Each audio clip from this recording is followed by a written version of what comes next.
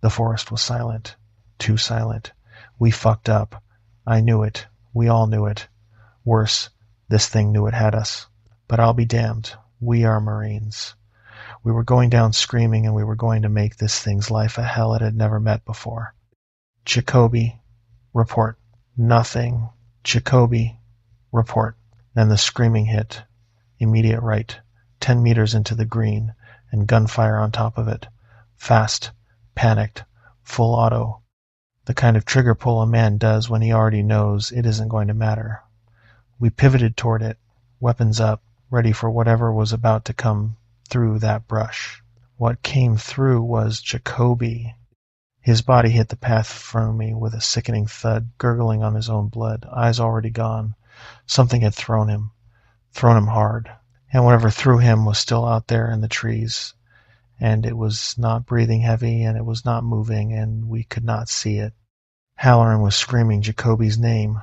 Kowalski had his rifle up at the canopy and was yelling at me to call it, call it, call it. I keyed the squad net, and Voss came back broken, half a word, then static. Then my own voice came back through the comms, saying my name. Calm. I have been in firefights. I have been ambushed. This was not that. This was something playing with us. My name is Bennett.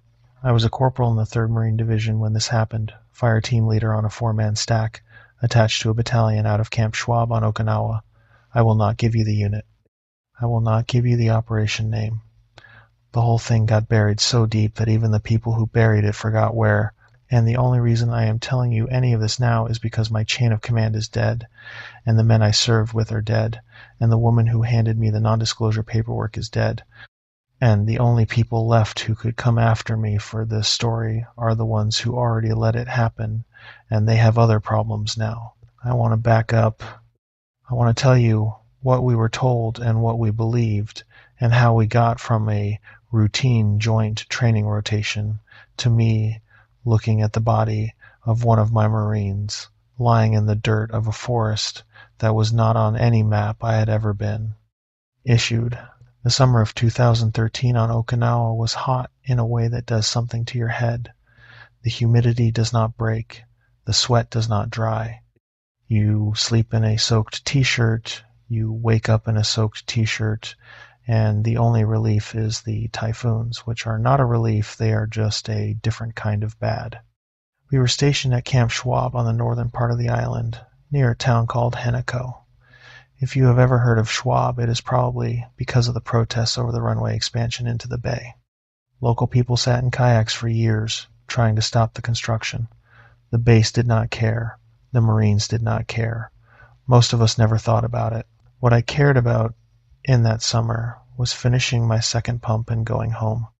I had a girl back in North Carolina who was running out of patience with me, and I had a transfer request in for a instructor billet that I was not going to get.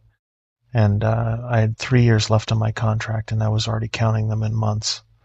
The thing I did not care about at all was joint training rotations into the northern training area.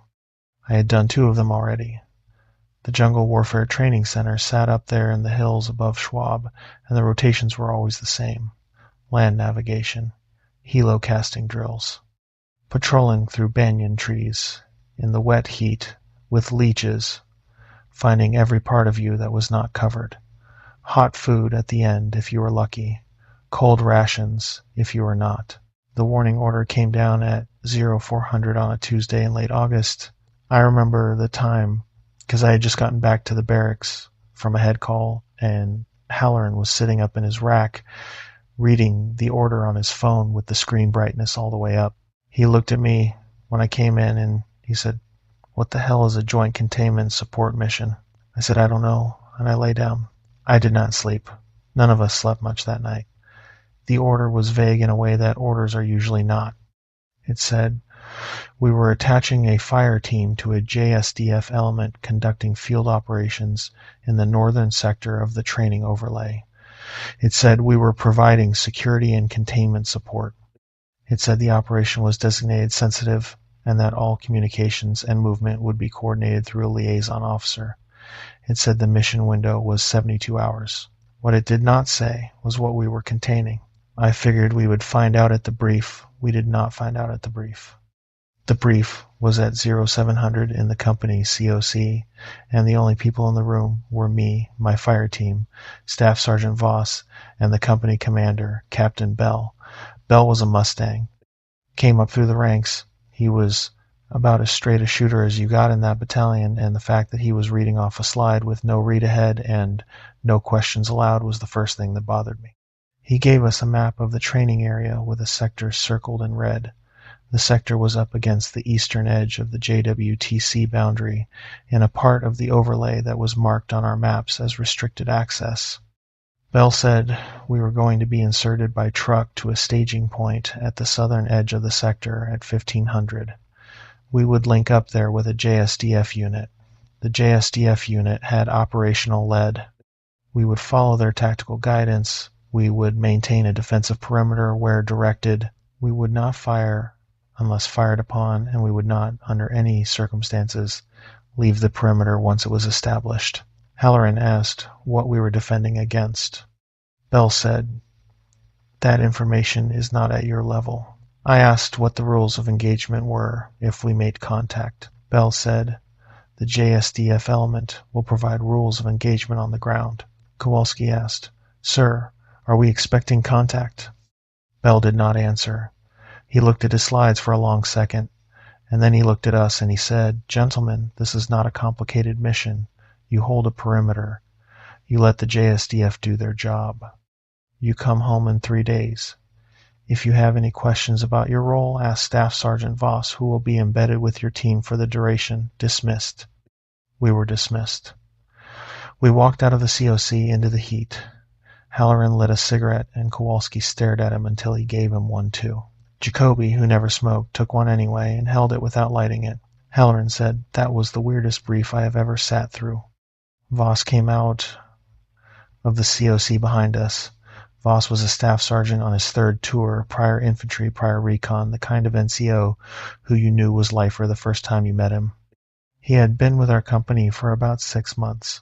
He was not the type to talk for the sake of talking.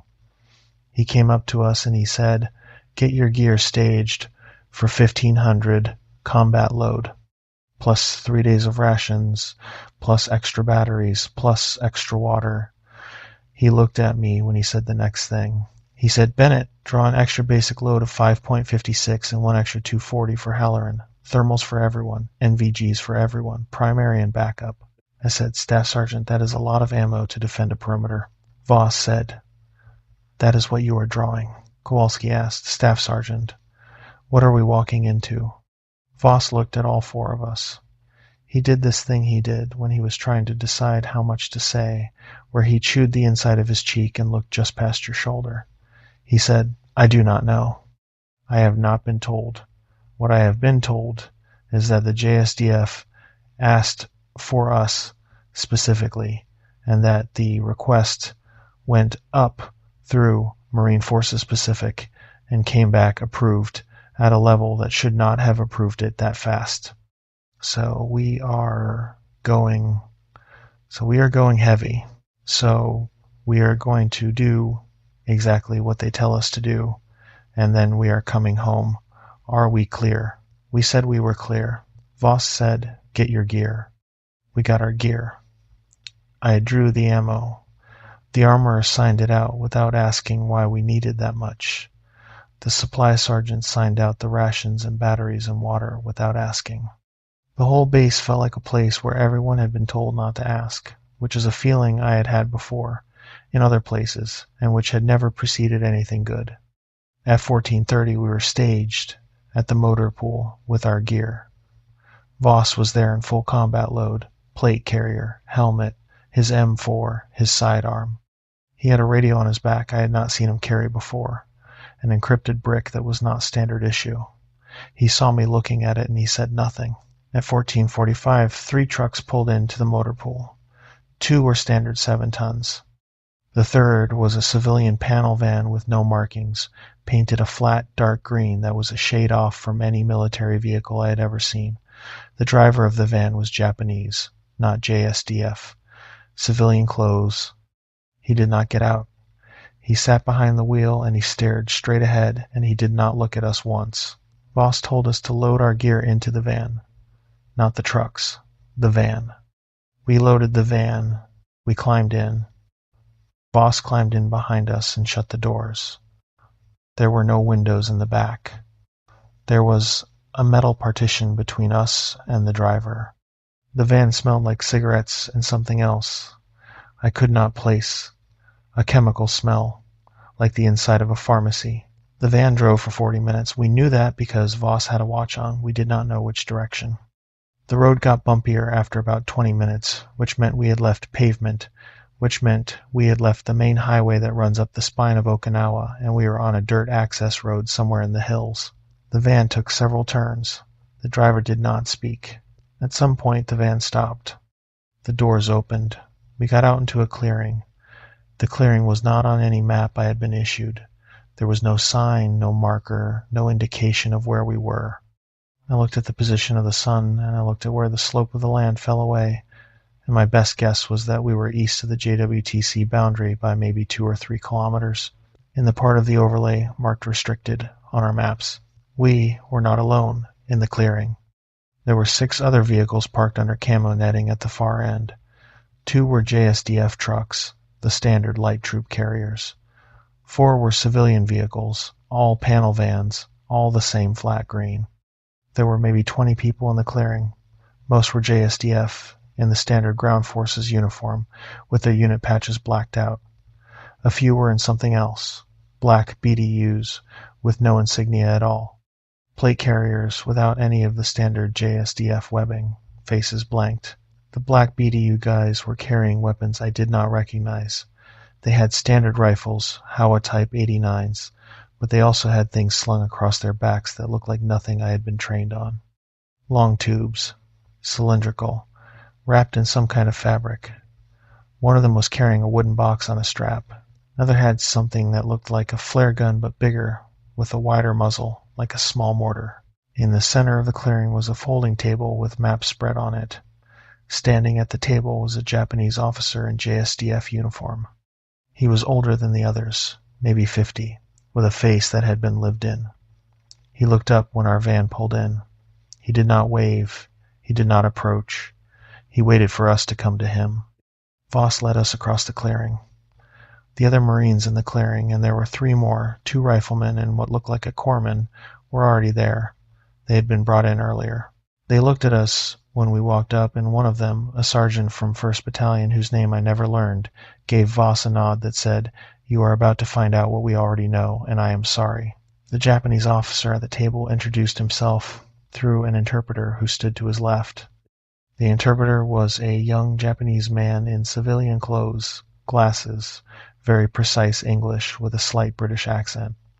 The officer's name, the interpreter said, was Captain Tanaka. The officer said something. The interpreter translated. He said, "Welcome to the northern sector. I will not repeat anything I am about to say. You will not write any of this down. You will not transmit any of this over your communications.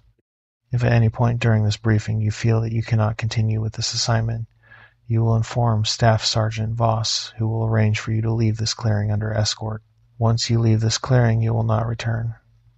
Are there any questions?" Halloran started to ask something. Voss put a hand on his shoulder. "Halloran, shut up." Tanaka spoke again. The interpreter translated. He said, "We are conducting a containment operation in this sector. The operation has been ongoing for many years. The operation involves a series of incidents that have occurred in this sector since the end of the Pacific War. These incidents are not natural. They are not human. They are not to our current knowledge of this earth." I remember thinking in that moment that I had misheard the interpreter. I remember looking at Halloran. Halloran was looking at me. His face was completely flat.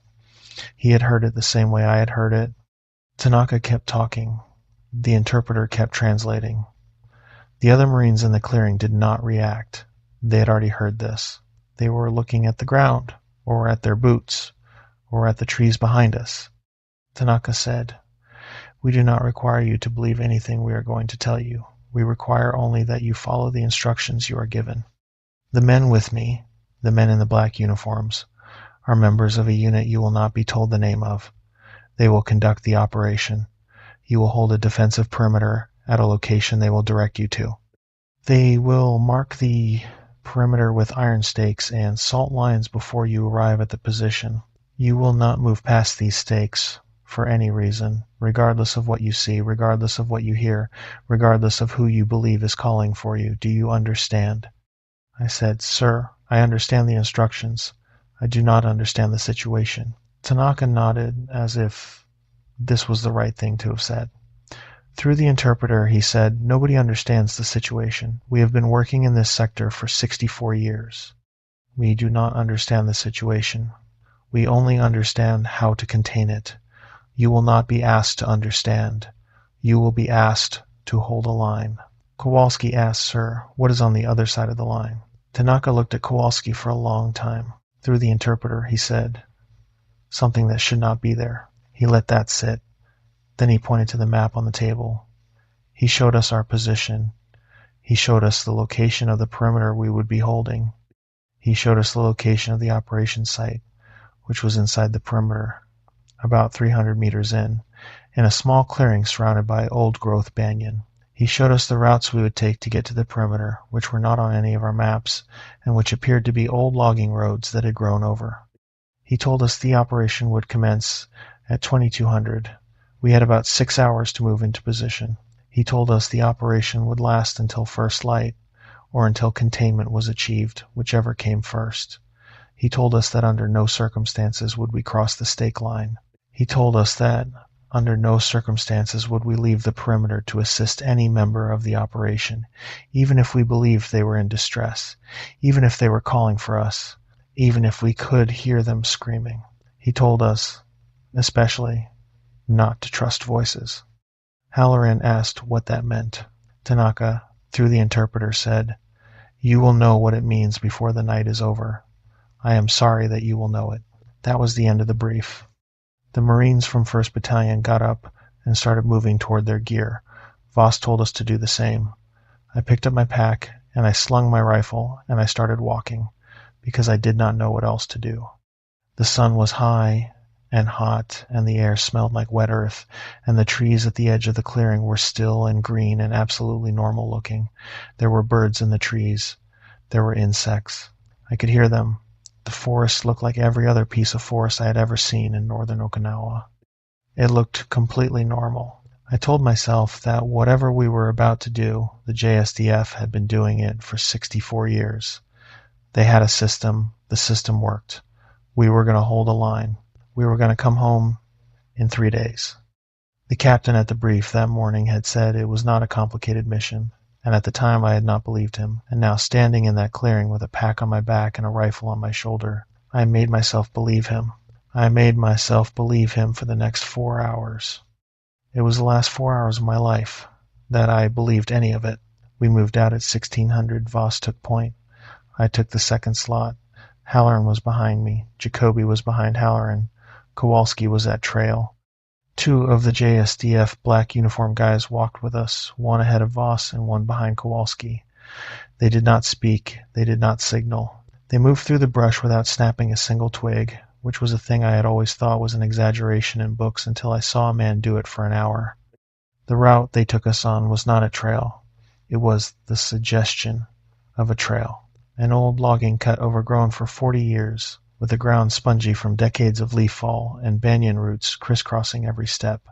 The canopy closed over our heads about 10 minutes in, and the heat dropped a little, and the light went from full sun to that strange green submerged light you get under thick canopy in Okinawa, the kind of light that makes you feel like you are at the bottom of a flooded forest. We climbed for about an hour. The grade was steady.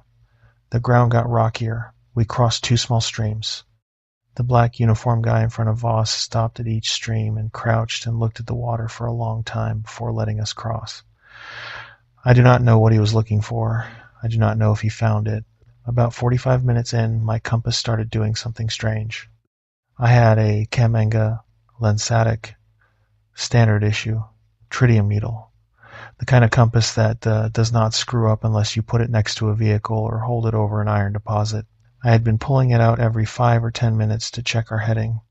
partly because I always do that on patrol, and partly because I had no idea where we were and the maps we had been issued were useless past the JWTC boundary. Around the 45-minute mark, I pulled it out, and the needle was off by what looked like 15 degrees from where it had been 5 minutes earlier. I shook it. I held it flat. I pointed it at the same reference tree I had used the previous time. The needle moved, drifted slowly, settled at a different number. I tapped Halloran on the shoulder and showed him. Halloran pulled his out. His was off by a different amount, in a different direction. We did not say anything. We caught up to Voss, and I tapped him on the elbow and showed him my compass. He looked at it. He looked at his own. He nodded once. He did not look surprised. He kept moving. About 15 minutes after that, my GPS, which had been showing our position correctly up until that point, lost lock. The screen showed me as a green dot somewhere off the coast of the island, in the East China Sea. I cycled the unit. It came back. It showed me on the correct heading, but the position was off by about 2 kilometers. I cycled it again. The unit reported 2 positions for itself, side by side, on the screen, both of them blinking in alternation. I powered the unit off. I powered it back on. The screen came up clean. The position was correct. I did not turn it off again. The radios went next. About an hour into the patrol, the squad net started picking up traffic that was not ours. At first it was just bursts of static, the kind you get when you are at the edge of range or when there is interference.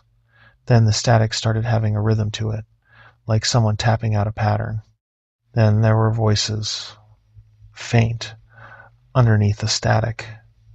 Voices speaking in what sounded like Japanese, but not the Japanese I had been hearing all summer at Schwab. Different rhythm, different vowels. Halloran, who had taken some Japanese in college, listened to it for a while and then keyed his mic to me and said, "That is not Japanese." I asked, "What is it?" He said, "I do not know. It sounds Japanese. It is not." The voices went on for about 10 minutes and then stopped. After that, the squad net was clean. We hit the perimeter position at 1930. The light was going. The clearing they had picked for us was a flat spot about 20 meters across, ringed by huge banyans with their root systems hanging down like curtains. There was a small spring on the eastern edge that ran out into a stream. The black uniformed guys had been there before us. There were iron stakes driven into the ground in a rough oval around the position, maybe 30 stakes, hammered down so only the top 6 inches showed. There were lines of what looked like coarse white salt running between the stakes. Some of the lines were doubled. A few were tripled. In the center of the clearing was a small fire pit, recently used. There was a wooden box next to the fire pit, padlocked. There was a coil of rope. There was a stack of flares.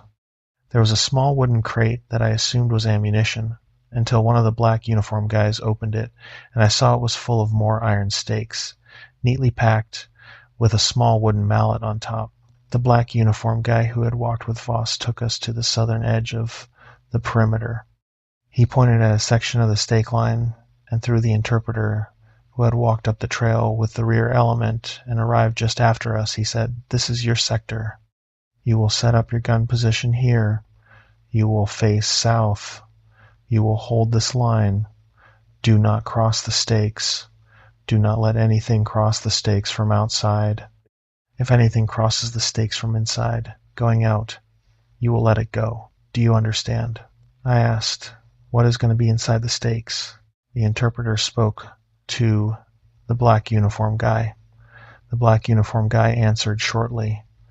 The interpreter said, "Our team, we are going to be inside the stakes for portions of the operation. If we are going out, you let us go. We will be coming from the direction of the operation site, which is north-northeast of your position, at a distance of about 300 meters." I asked, "What if you are coming out fast?" The interpreter, before he relayed the question, looked at me and said, "We will be coming out fast. We will not be coming out without being followed. The thing that will be following us will not cross the stakes. If you fire on us, you may hit us.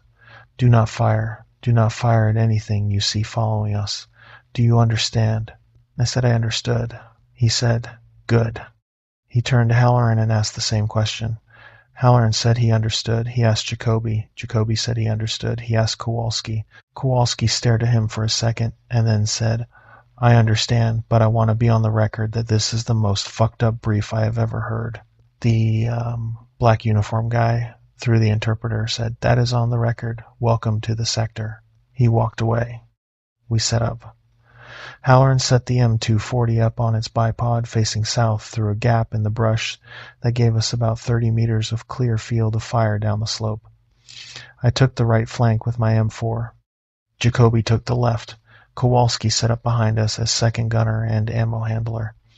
Voss set up his radio and his sidearm in a rear position and ran a comm wire to Halloran's gun position. He told us to test our NVGs and our thermals. We did. They worked. He told us to test our radios on the squad net. We did. They worked. He told us to do a comm check on the tactical net to the JSDF element. We did. The JSDF element answered, in English, with a voice that sounded like it was coming from very far away. By 2100, we were in position, in full combat gear, facing south, with the stake line 10 meters in front of us. The sun had set. The canopy was nearly black. The light from the fire pit in the center of the perimeter, which one of the JSDF black uniform guys had lit and was tending, threw long shadows out across the clearing. The shadows did not move the way fire shadows usually move. They moved slower. They held position when they should have flickered. I noticed this, and I told myself that I was tired, and I was nervous, and I was making things up. At 21:45, the operation team came past us. 6 men in black BDUs, the black uniform guys we had seen at the staging area, plus 2 more I had not seen before. They were carrying their rifles, and the long fabric-wrapped tubes, and the wooden boxes, and the flare gun that was not quite a flare gun, and one of them was carrying what looked like a wooden frame with paper hanging from it. The frame was painted with characters I could not read. They walked past our position, single file, in absolute silence, and they crossed the stake line, and they kept walking north into the trees. The JSDF guy who had stayed behind to tend the fire watched them go. After they were out of sight, he spoke to the interpreter, who had stayed in our perimeter. The interpreter walked over to Voss and said, the operation has commenced. The fire is to remain lit until they return. The fire is the only light source you may use. You will not use your flashlights. You will not use your weapon lights. You will not use any electronic illumination, including your night vision, for any reason except to identify a target before firing. Are these instructions clear? Voss said they were clear. The interpreter said, then we wait. We waited. For the first 20 minutes, nothing happened. The forest sounds kept up. There were cicadas and tree frogs, and the small calls of night birds, and the occasional rustle of something small moving through the brush. The kind of sounds that make a forest feel alive. Halloran and I were on the line, scanning south through our optics. Jacoby was on the left flank watching west. Kowalski was watching the rear and the eastern slope. Voss was at the radio.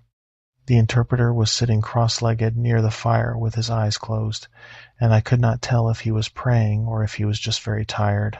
At about 22:10, the forest sound stopped. It was not a gradual fade. It was a hard stop.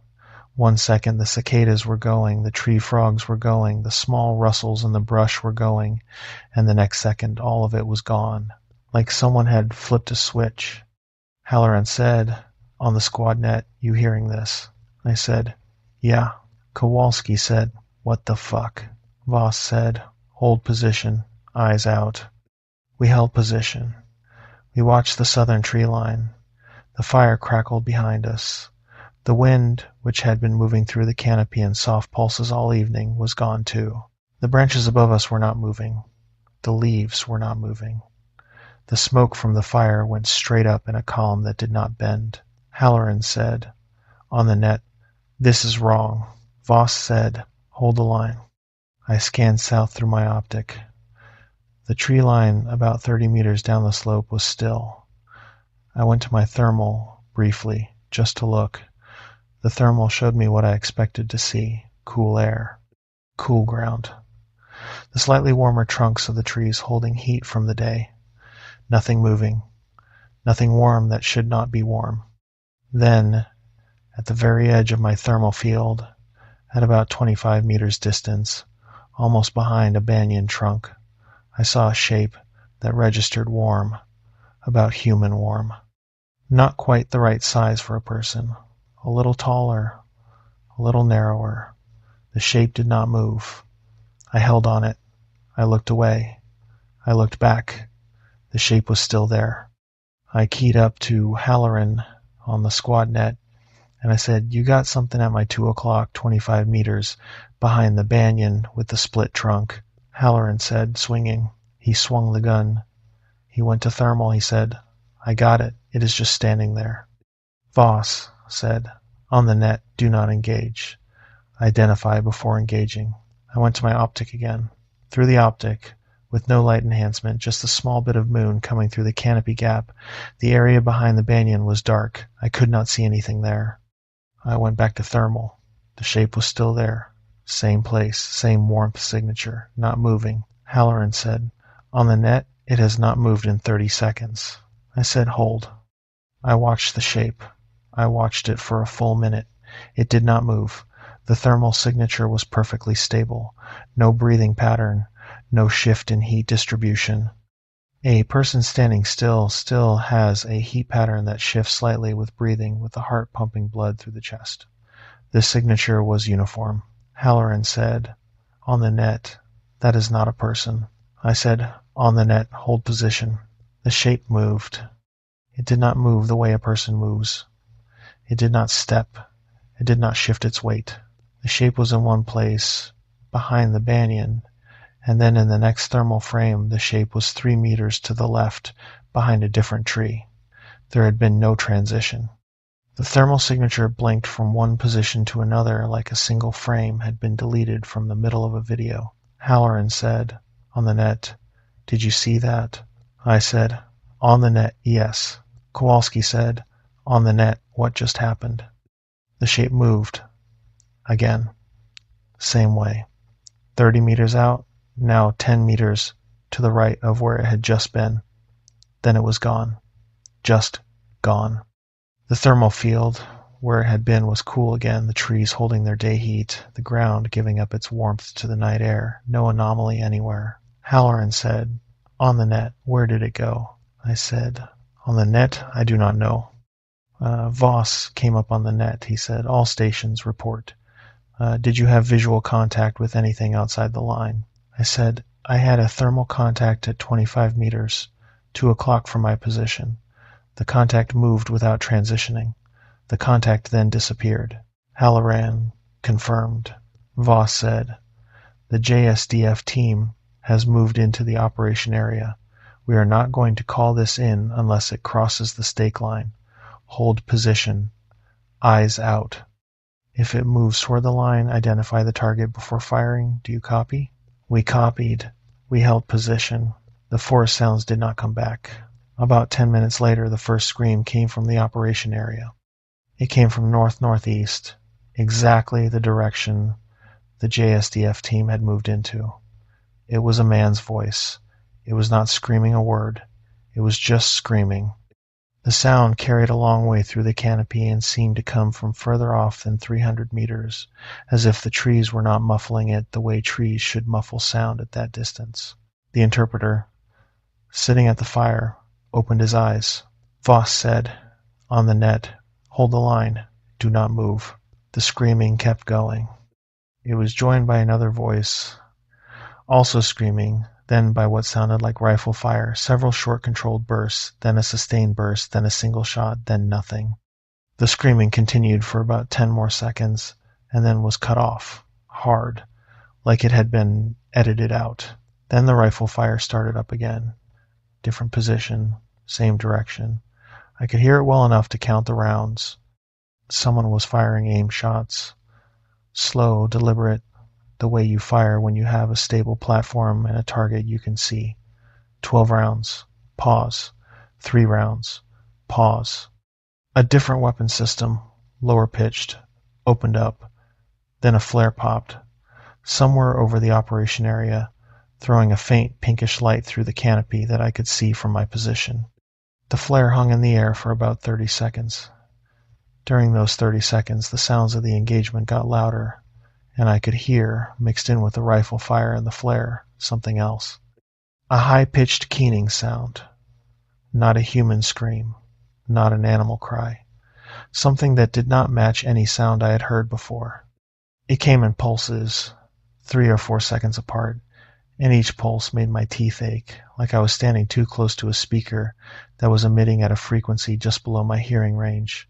The flare went out. The keening continued for another minute and then stopped. The rifle fire continued for another 2 minutes and then stopped.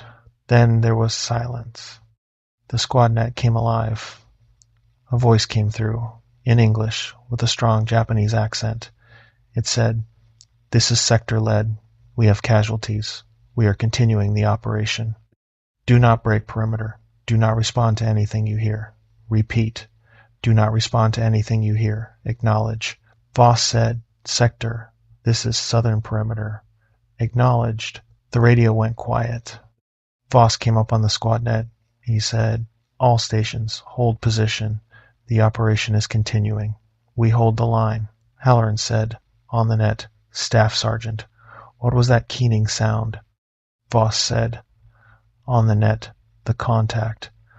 The thing the JSDF is engaging. That is the sound it makes." Kowalski said, on the net, "What is it?" Voss said, on the net, "I do not know. The interpreter does not know. The JSDF does not know. Nobody knows. Hold the line." We held the line. The forest sounds did not come back. The wind did not come back. The canopy hung over us like a closed mouth. About 15 minutes after the engagement ended, I heard Voss's voice from outside the perimeter. It came from the southern tree line, 20 meters out, past the stake line. It said, in Voss's exact voice, his exact pitch, his exact slight Texas accent, "Southern perimeter, this is Voss. I am inbound. Hold your fire." I froze. I knew Voss was 30 feet behind me at the fire pit. I had seen him there 10 seconds earlier. I had heard him on the squad net less than a minute earlier. He was not in the trees. He could not be in the trees. I keyed the squad net, and I said, very quietly, "Staff Sergeant, are you in position?" Voss said, in my earpiece, "Yes." "Why?" I said, "I just heard your voice coming from outside the line." Voss was quiet for a second. Then he said, "On the net, all stations, hold position. Voice contact at the perimeter. Do not respond. Do not engage. The contact is not me. Repeat. The contact is not me." The voice from outside the line spoke again. Same voice, same pitch. It said, "Southern perimeter. What is your status? I am inbound. Do you copy?" Halloran on the squad net said, "What the actual fuck?" The voice spoke again, closer this time, maybe 15 meters out. It said, "Halloran, this is Voss. Where is your gun position? I cannot see you in this light. Talk me in." Halloran did not answer. Halloran on the squad net said, "Do I respond?" Voss on the squad net said, "Do not respond. Do not move. Eyes out. If it crosses the stake line, you fire." The voice kept talking. It kept moving along the southern tree line, sometimes closer, sometimes further. It tried Voss's voice for about a minute, and then it stopped and tried something else. It tried what sounded like a wounded man calling for a corpsman. Then it tried what sounded like Captain Bell from our company, which was an impossibility because Bell was at Schwab, 60 miles south. Then it tried, and this is the part I have never told anybody, my mother's voice. I had not heard my mother's voice in person in about a year, and on the phone in about 3 months. The voice that came out of the trees said my first name, the way she said it, with the way she always slightly lengthened the second syllable, and then it said, "Sweetheart, where are you?" I came all this way. I keyed the net and I said, "On the net, it has my mother. It is using my mother's voice." Voss said, "On the net, Bennett, do not respond. Do not look at it. Eyes on the stake line." The voice kept talking. It told me I was scaring it. It told me to come out of the trees and let it see me. It told me my father was sick and they needed me home. My father had been dead for 6 years. The voice did not know that. The voice was just guessing, trying things, working through what it knew about people from listening to people, and most people had fathers, and most fathers eventually got sick, so it tried it. That was when I started to understand what we were dealing with. It was not supernatural in the way a ghost is supernatural. It was not a creature in the way a bear is a creature. It was something that had figured out at some point that humans had voices and that voices could be used to call other humans out into the open, and it was using that knowledge with a kind of grinding, mechanical intelligence, the way a person who had read a book about humans might try to act human. Close, but wrong. Always wrong. The voice tried Halloran's mother. He had told me once that his mother had a Boston accent. The voice that came out of the trees did not have a Boston accent. It had an accent that was sort of like a Boston accent, but not quite, like someone had described a Boston accent to it, but had never heard one. The voice tried Jacoby's wife. Jacoby's wife was named Lena. The voice called him by his first name, which was Trent, and said, "Trent, baby, where are you? I am scared. Please come home." I heard Jacoby breathe out, hard, on the net. He keyed his mic and said, "On the net? That is not Lena." Voss said, "On the net. Hold the line. Hold the line. Hold the line." The voice tried Kowalski's brother. The voice tried my squad leader from my first deployment, who was killed in Helmand in 2010. The voice somehow tried my dog, a beagle I had had as a kid named Ranger that had died when I was 16. It barked, 3 short barks, the way Ranger had always barked when I came home from school. It was so close to Ranger's bark that I felt my eyes go hot for a second before I shook it off.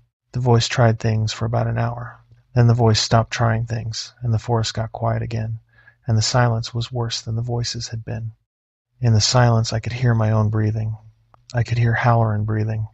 I could hear the small electrical hum of the radio. I could hear the fire crackling behind me. I could hear nothing else. No insects, no birds, no wind, no movement in the canopy. The whole forest was holding its breath, waiting, and I started to understand, in a way that I had not understood until that moment, that the thing in the trees was not alone. There were more of them. I do not know how I knew. Maybe it was the slight directional shifts in the voices, like sometimes the same voice would come from one place and then another place too far away to be the same source. Maybe it was the pressure in the air, which I was starting to recognize as the feeling I always got just before bad weather, a kind of pre-storm density that was not weather. Maybe it was just the way that being hunted feels different when you are being hunted by more than one thing.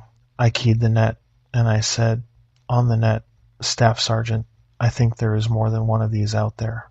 Voss did not answer immediately. When he answered, he said, "On the net, yes. There are more than one." Halloran said, "On the net, how many?" Voss said, "On the net, I do not know." We held the line. The fire burned down.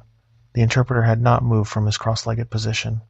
His eyes were open now, and he was watching the stake line in front of us with a face that was completely empty, which was the face of a man who had seen this before and knew what was coming next. I did not know yet what was coming next. I would know in about 20 minutes. The first sign that something was about to happen was that Halloran's gun started getting hot signatures at the very edge of his thermal range. He came up on the net, calm, professional, and said, "Southern line, I have multiple thermal contacts at 50 meters. In the trees, count is 5, possibly more. Holding position." I went to my thermal. I scanned south. He was right. There were 5 distinct heat sources at the edge of my field, distributed across about 30 meters of frontage, and they were warm. Person warm. Slightly too tall, slightly too narrow, and they were not moving in any pattern I could correlate with anything. I keyed the net. I said, "Southern line confirms 5 contacts. Range 50 meters. Holding." Voss said, "On the net. Hold position. Identify before engaging. The JSDF team is still inbound." The contacts started moving. They did not move the way the first contact had moved. They moved smoothly, walking the way a person walks in a forest at night, picking their way through the brush, slow, deliberate. They moved toward us, 40 meters, 35, 30. Halloran said, "On the net, they are coming." Voss said, "On the net, identify." I dropped my thermal. I picked up my optic. I went to night vision. Through the night vision, I could see the forest in pale green, the trunks and the canopy and the brush, and I could see the spaces where the contacts should have been, and there was nothing there. Nothing visible to night vision, just empty forest. I said, "On the net, no visual on optics. Thermal contacts only." Halloran said the same. Jacoby said the same. Voss said, "On the net, they are not visible to NVG. Use thermal for tracking. Do not engage until they cross the stake line." The contacts kept walking. 25 meters, 20, 15. They were close enough now that I could see them on thermal in detail. Tall, narrow. The heat signature was not human. There were no warm chest cores like a human body has, no cooler limbs, no concentrated heat at the head from blood flow. The heat was distributed evenly across the entire shape, like a person made of warm clay. Even temperature throughout. Wrong. At 15 meters, they stopped. They stood at the very edge of my thermal range, just outside the stake line, evenly spaced, facing us. They did not move. They did not breathe. Halloran swung the 240 to cover the center of the group. I held on the right flank. Jacoby held on the left. The fire behind us flickered. The shadows on the ground went long and stayed long. A voice came from one of the contacts, from the one in the center. It was the interpreter's voice, perfectly. It said, in English, "Southern Line, this is the interpreter. The operation has been suspended. You may stand down. Please come escort us back to the perimeter." I keyed the net, and I said, "The contact is talking." Using the interpreter's voice, Voss came up on the net. Voss had been listening. Voss said, "On the net, the interpreter is sitting next to me. The contact is not the interpreter. Hold the line." The voice spoke again. It said, "Southern Line, please come escort us. We are too close to the line. You may bring us in. We have casualties." Halloran said on the net, "Do not respond." The voice kept talking. It said other things. It said one of the JSDF team had been wounded. It said they could not move him. It asked us to come help. It described in detail the wounds the man supposedly had. The descriptions were too detailed. They were the kind of descriptions you get from someone who has dissected wounds, not someone who has seen them. The voice kept asking us to come out, to cross the stake line, to help. We did not cross the stake line. After about 3 minutes of this, the contacts moved. All 5 of them moved at once. They did not turn. They did not step. They flickered. One thermal frame, they were standing at 15 meters. The next, they were at 12, then 10, then 8. I said, "On the net, contacts at 8 meters and closing." Voss said, "On the net, fire when they cross the line." The contacts stopped at 5 meters, right at the edge of the stake line. They did not cross. I could feel them now, not just see them on the thermal. I could feel them the way you can feel someone standing close behind you in a dark hallway. There was a pressure in the air. The kind of pressure I had felt earlier, but stronger now. Dense, like the air in front of me had become thicker than the air behind me. I felt it on my face. I felt it in my chest. The fire behind us flickered hard. The shadows on the ground swept back and forth in a way that did not match the fire's movement. The contact in the center spoke again. The interpreter's voice was gone. It used my voice now, my exact voice. It said, "Southern Line, this is Bennett. The operation has gone bad. I am inbound from the north. Hold your fire." I felt my stomach drop. I felt Halloran turn his head, very slightly, toward me. I keyed my mic, very carefully, and I said, "That is not me. I am at my position. That is not me." The voice kept going. It used my voice for a while, then it used Halloran's, then Jacoby's, then Kowalski's. It used each of our voices in turn. calmly, professionally, asking us to hold our fire, asking us to come help, describing things that had supposedly happened at the operation site. The pressure on my face got worse. My ears started to ring. Then there was a sound from the north, from the operation site. It was a flare popping off, but the flare was different, brighter, whiter, almost a phosphorus flare. The light came through the canopy in pulses, and with each pulse the pressure on my face lessened, and the contacts at the stake line flickered backwards, away from us. 15 meters, 20, 25. The flare burned for maybe 10 seconds. The light pulsed 3 times. The contacts pulled back another 10 meters with each pulse. The flare went out. The contacts were gone. Not moving. Just gone.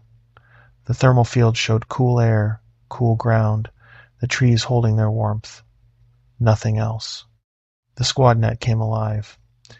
The same heavily accented English voice from before said, "Southern Line, Sector Lead, the operation team is returning. Do not fire on inbound personnel. Do you copy?"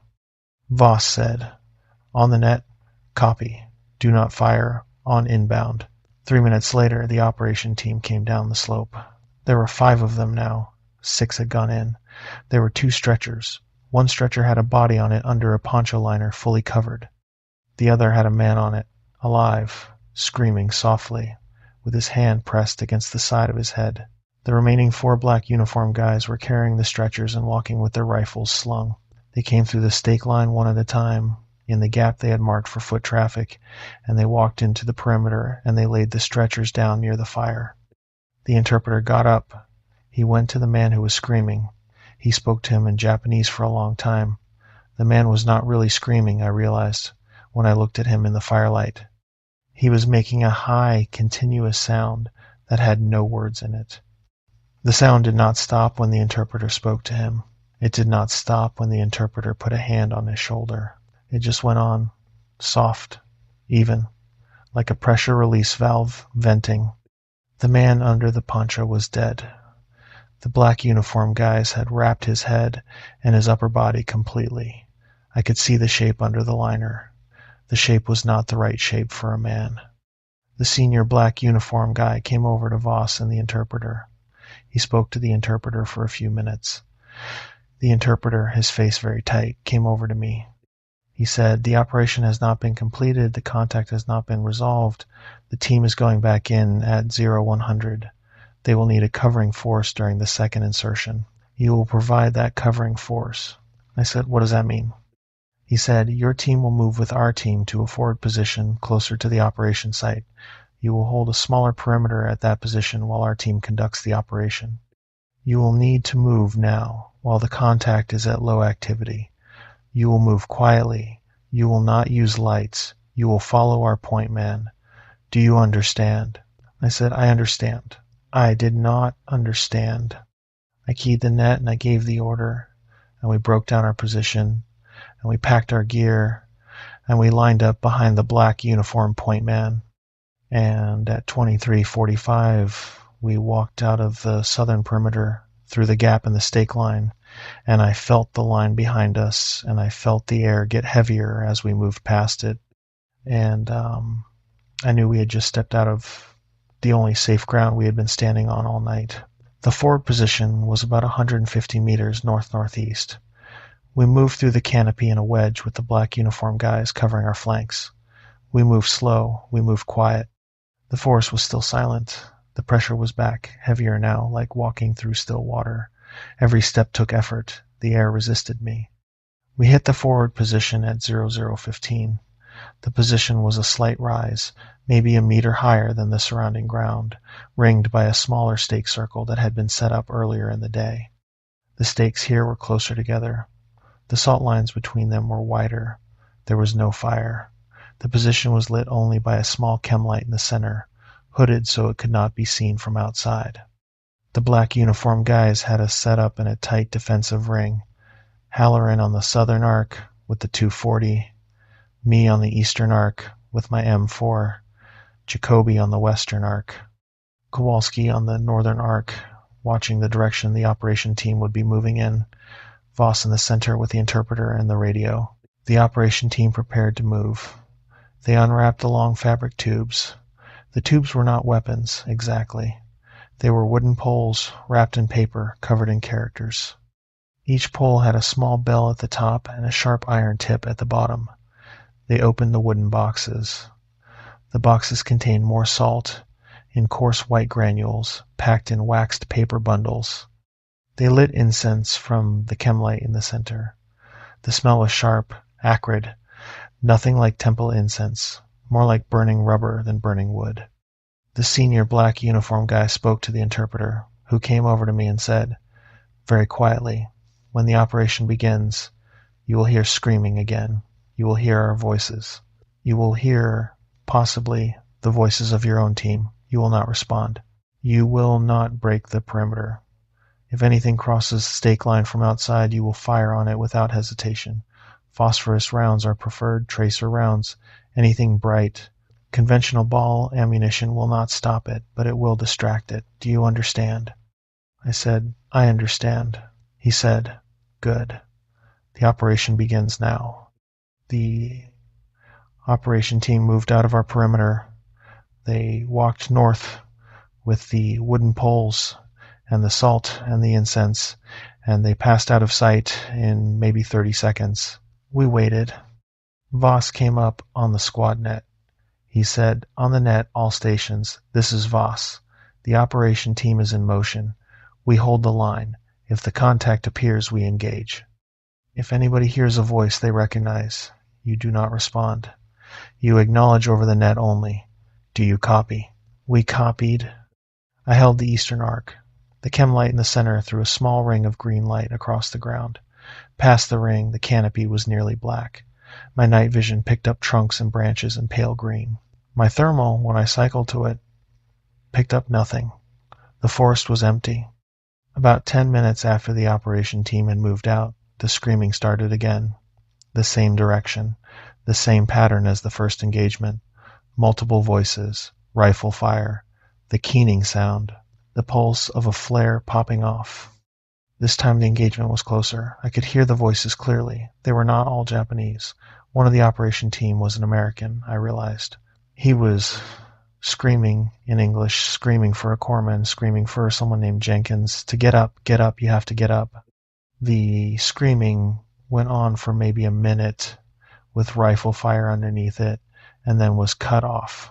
The keening got louder. It was closer this time. I could feel it in my teeth. I could feel it behind my eyes. The flare popped. The light came through the canopy. The keening pulsed back away, then came back closer. A voice came from the western arc, from outside the stake line. It was Jacoby's wife's voice. Again, Lena's voice. It said, very clearly, Trent, please, the baby is sick. You have to come home. Jacoby did not move. Jacoby did not respond. I could see him in the chem light on the western arc, his rifle up, his face completely still. He was a good Marine. He was holding. The voice tried again. It tried his mother. It tried his father. It tried his sister. It tried, eventually, his daughter. His daughter was 3 years old. He had a picture of her in his helmet. The voice from outside the line said, in a perfect 3-year-old's voice, Daddy, where are you? I cannot find you. I am scared. Jacoby flinched.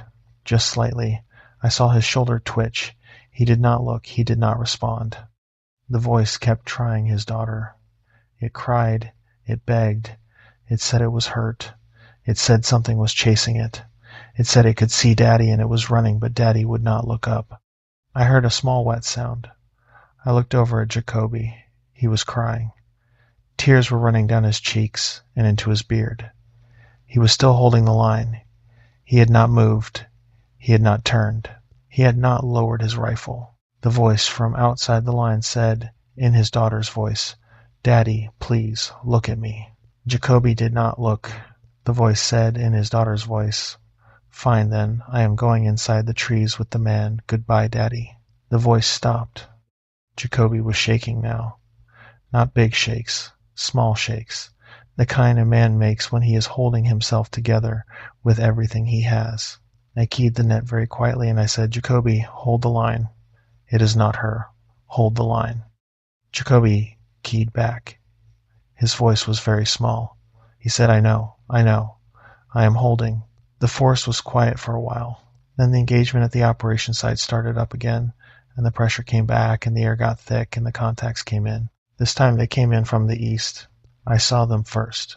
I saw them on thermal at 30 meters, 3 contacts, then 5, then 7, walking through the canopy toward our position. They were not on the ground.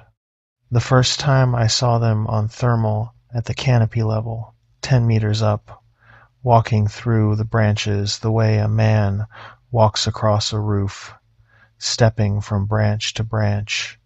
Their feet were not where the branches were. They were stepping on air. The thermal showed them moving from branch to branch, but the actual contact between their feet and the wood was not happening. The branches did not bend. The leaves did not move. I keyed the net, and I said, on the net, contacts in the canopy, eastern arc, range 30 meters and closing. Voss said, on the net, identify. I said, on the net. They are above us. They are walking in the canopy. Voss said, on the net, can you see them on optics? I went to night vision. I scanned the canopy. I could see branches. I could see leaves. I could see nothing else.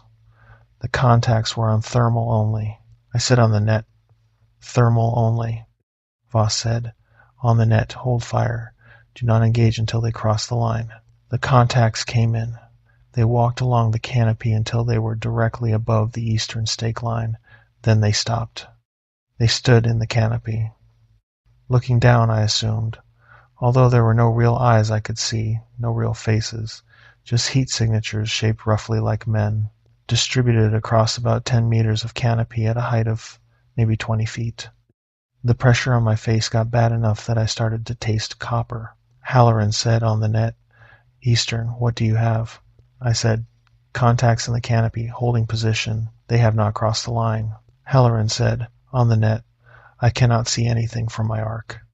I said, on the net, copy. The contacts in the canopy started doing something then. The thermal signatures started flickering. The temperature shifted. They had been at a steady person warm. Now they pulsed. Hot, cool, hot, cool. The pulses got faster. The signatures elongated, stretched. The shapes that had been roughly human got long and thin, and then long and wide, then 2 different shapes superimposed, then suddenly very small, then very large. I heard, in the canopy directly above me, a sound like a child laughing. It was not loud. It was small. It was a small, high giggle, the kind of laugh a kid makes when they are playing a game and they have hidden somewhere they think you will never find. I said on the net, Eastern, hearing audible contact. The laugh came again, from a slightly different position in the canopy, closer to the stake line. The laugh came a third time, right at the canopy, directly over the eastern stake line, right above me. Then something dropped through the canopy. It dropped about 10 feet to my right, landing just outside the stake line, and it landed wrong. It did not fall like a thing falling. It came down slow at first and then fast, and it hit the ground with a soft sound, like a wet bag, and it did not move after it landed. I scanned with my optic. The shape on the ground was about the size of a small child. It was not a child.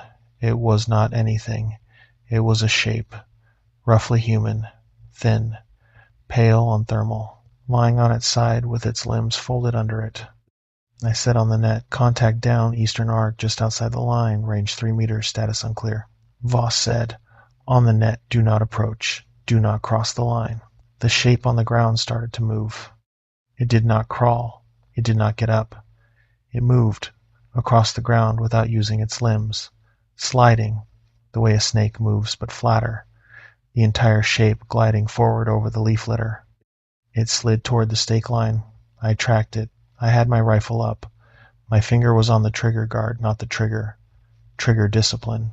They train it into you so deep it works, even when you are watching something that should not exist sliding across the ground toward you. It hit the salt line. The shape stopped. It pressed against the salt line as if it had run into a glass wall. It tried to push through. It could not. It pulled back about a foot. It tried again. Same result. It pulled back. It tried a different point along the line. Same result. I keyed the net and I said, on the net, contact at the salt line, attempting to cross, unable to cross.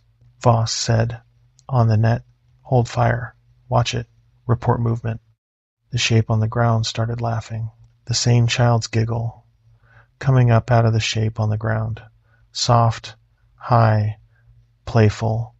The shape was rolling slightly, in a way that almost looked like a child rolling on the ground while laughing, except the limbs were not in the right places, and the laughter was not coming out of any mouth I could see. The shape rolled toward the line, pressed against it, rolled back, rolled toward it again, pressed against it. The salt line held. Halloran said on the net, what is happening on the eastern arc? I said, on the net, I do not have words for what is happening on the eastern arc. The shape on the ground stopped laughing. It went still. Then, in a different voice, an adult voice, an American voice, it said, Bennett, I can smell you from here. It was my voice. My voice, exactly. I keyed the net, and I said, on the net, contact is using my voice. Voice contact at 3 meters, eastern arc. Voss said, on the net, do not respond. The shape on the ground spoke again. Same voice. My voice. It said, Bennett, I have been watching you all night. You have a good face. I want to wear your face. Will you come over here so I can have it? Halloran said, on the net, what the fuck did it just say? The shape spoke again. Same voice. It said, Bennett, your mother does not love you anymore. Did you know that? She told me. I was talking to her last week. She said you make her tired now. She said you were too quiet on the phone. She said you used to laugh more. That one hit me in the chest. It was not true. It was the kind of thing that was made up out of something true and then pushed sideways. My mother had said something about me being quiet on the phone last time we talked. I had thought about it after. I had thought maybe I was being too quiet. The thing on the ground had reached into my head somehow and pulled out the smallest thing I had been worrying about and given it back to me as a knife. I held the line. I did not respond. The shape spoke again. It said, Bennett, you are going to die out here tonight. Did you know that? Do you want me to tell you how? Voss came up on the net, hard, sharp, the closest to angry I had ever heard him. He said, on the net, all stations, the contact will not cross the salt. Do not engage. Do not respond. Do not look at it longer than necessary. Watch your assigned arcs. Do you copy? We copied. I shifted my eyes off the shape. I scanned my arc. 20 meters out, 30 meters out, 40. Empty forest. No thermal returns. The canopy contacts were gone. I came back to the shape near the line. The shape was still there. It was not moving. It had gone quiet. I scanned my arc again. When I came back to the shape, it was gone. The salt line was intact. The stakes were still in place. The shape was just gone, like it had never been there. The leaf litter where it had been lying was undisturbed. I keyed the net and I said, on the net, contact at the eastern arc has departed, location unknown. Voss said, on the net, copy. All stations, hold position. We held position.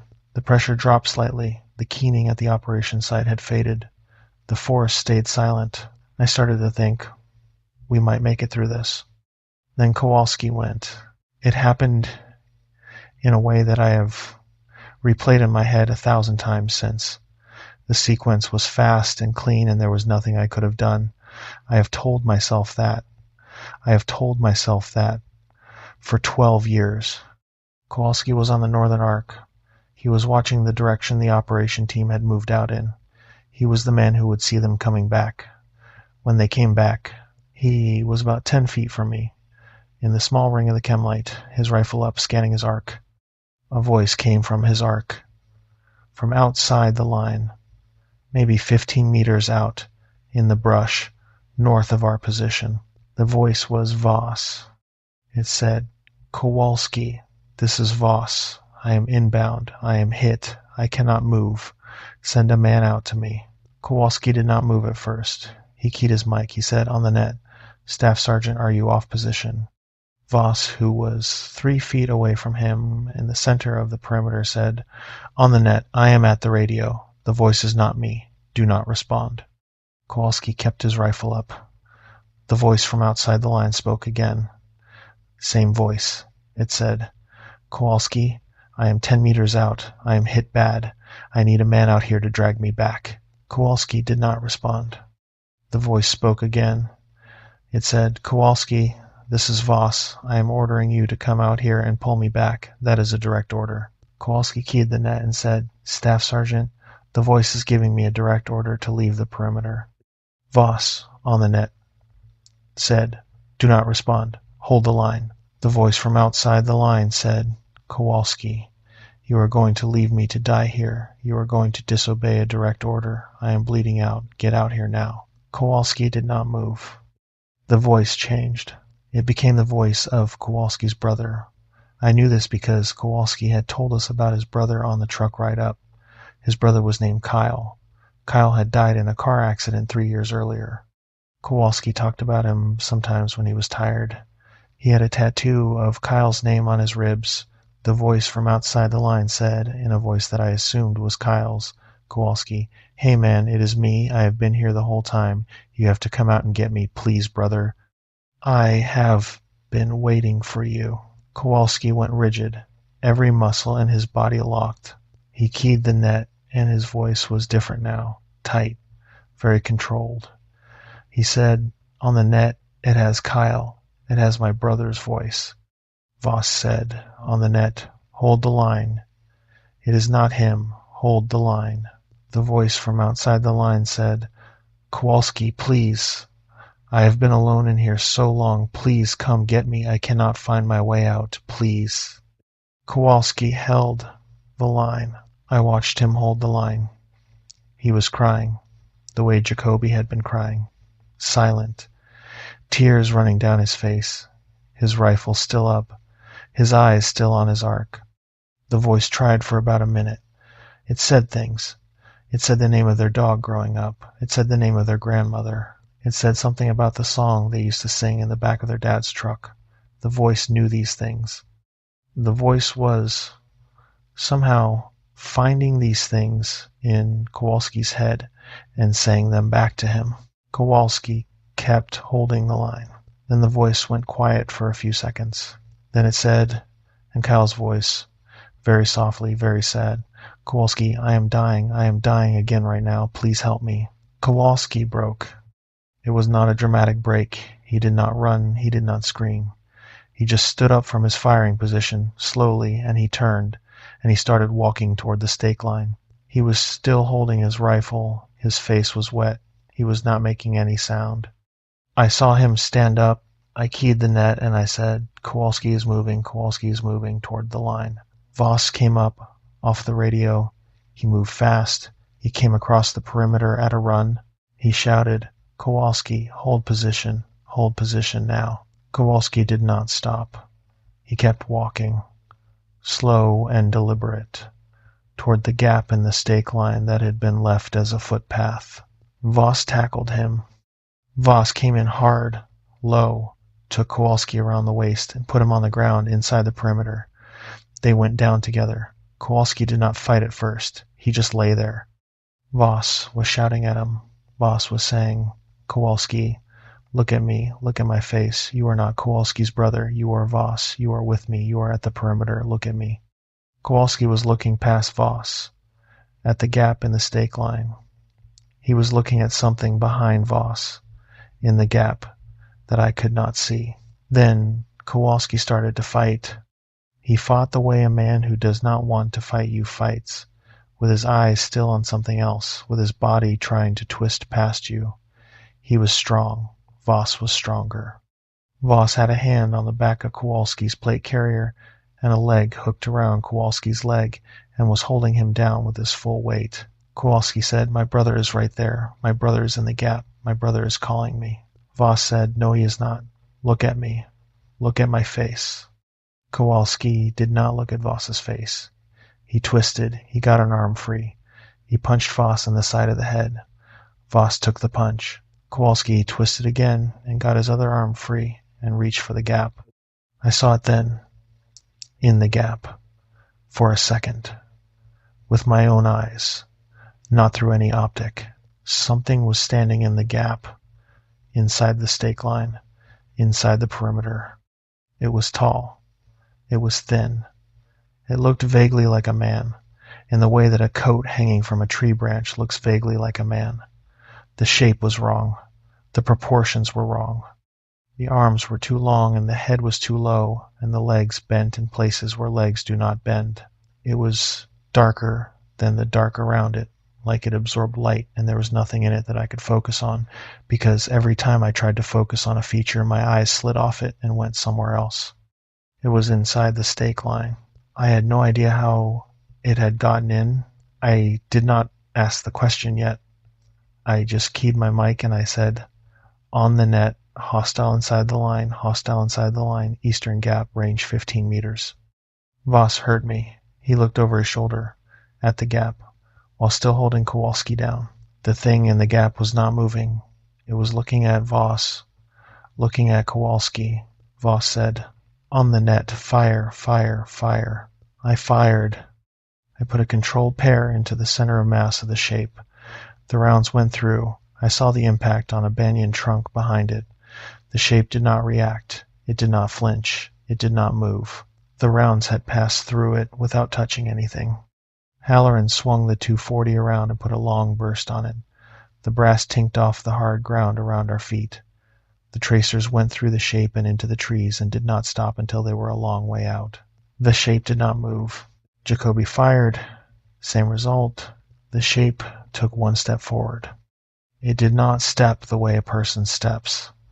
The leg that came forward did not lift and did not bend. It was just at one position and then at another position, 2 feet closer. Voss was still holding Kowalski. Kowalski was still trying to get to the shape. Voss was shouting at him. The shape took another step forward. I dropped my optic. I put my hand on my belt, where I had a Mac 3, flashbang, and a smoke grenade. I had nothing else. We had not been issued phosphorus. The black uniformed guys had taken all the phosphorus with them. I pulled the flashbang. I looked at Voss. Voss saw me. He nodded once. I pulled the pin and I cooked it for a 1 count, and I underhanded it through the gap past Voss and Kowalski at the shape. The flashbang went off about 4 feet from the shape. The pop was loud. The white light flashed off the canopy. The shape, for the half second the light was on it, was visible in detail. It was not a person. It was not a creature. It was a thing made of something that moved like cloth in water but was not cloth, and it had no face, and it had eyes that were not in any place. A face would have eyes, and its arms ended in things I have tried for 12 years to forget. The shape pulled back. It did not run. It pulled. The whole shape contracted away from the light, like a hand pulling away from a flame. It compressed itself somehow into a smaller volume, and that volume slid backward through the gap in the stake line out into the trees and was gone. The light from the flashbang faded. Kowalski went limp under Voss. Voss held him down for another 5 seconds, then rolled off him, breathing hard. Kowalski lay on his back. His eyes were open. He was looking at the canopy. Voss said, "Kowalski, talk to me." Kowalski did not talk. He blinked a few times. His face was completely slack. Voss said, "Kowalski, look at me." Kowalski rolled his head and looked at Voss. He did not say anything. He looked at Voss for a long time. Then he started to cry. Not loud, quiet. The way a man cries when he has just realized something terrible about himself. Voss said, "You are all right. You are all right. You held the line." Kowalski said, very softly, "I almost..." Voss said, "But you did not. You held the line. You are all right." Voss got up. He looked at me. He nodded. He walked back to the radio. I went back to my arc. The pressure was off. The forest was silent again, but it was a different kind of silent now, like the thing in the trees had gone somewhere else for a minute, regrouping. I did not think it was gone for good. It was not gone for good. About 15 minutes later, the operation team came back. There were 3 of them now. 5 had gone in on the second insertion. 3 came back. They came back fast, running, and they were carrying a body between them, not on a stretcher, just hauling it. The body was one of theirs. The body was missing a piece I will not describe. They came through the gap in the stake line. The interpreter ran to meet them. They spoke fast in Japanese. The interpreter looked sick. He turned to Voss. He said, "The operation has failed. The contact has not been resolved. The team is unable to continue. We are going to defend this position until first light. The contact will attempt to breach the perimeter. We will hold it back with whatever we have." Voss said, "What do we have?" The interpreter said, "We have what is in our perimeter. We have what is on our backs. The vehicles are too far to retrieve anything. The team's primary supplies are with the men we lost." Voss said, "What is going to happen?" The interpreter said, "The contact will try to take us, one by one. It will use voices. It will use shapes. It has already breached the line once. It may breach again. We have to hold until light. Light affects it. Direct sunlight stops it. Until sunrise we hold." Voss said, "What time is sunrise?" The interpreter said, 5:47. It was 1:15 in the morning. 5 hours. Voss said, "All right, we hold." He came over to me. He told me the situation. He said we would tighten the perimeter. We would consolidate at the center, away from the stake line, and we would defend in depth. He said the operation team had 3 Type 89s with full magazines and one of the strange flare guns and a bag of phosphorus rounds for it. They had 2 of the wooden poles with the bells. They had a half bag of salt. They had the body of their dead man, which they would not leave outside the perimeter. He said we would burn through the night, and we would do whatever we had to do. I went back to my position. I told my team. We tightened up. We pulled in to about 10 meters from the chem light in the center. We set Halloran's gun in the center, facing the eastern gap, with full traverse. I covered the southern arc. Jacoby covered the western. Kowalski, who was on his feet again, but quiet, covered the northern, with Voss watching him. The interpreter sat near the operation team. He was praying now. I was sure of it. He had a small wooden bead set in his hand, and he was working through them slowly, his lips moving. The black uniformed guys were preparing the salt and the bells. They were laying out a second perimeter inside the first, a smaller ring, about 6 feet across, just big enough for all of us to stand in if we had to. They were not laying it down yet. They were preparing it. Stakes, salt, a pile of incense, a small brass bowl. The senior black uniform guy came over to me. He spoke through the interpreter.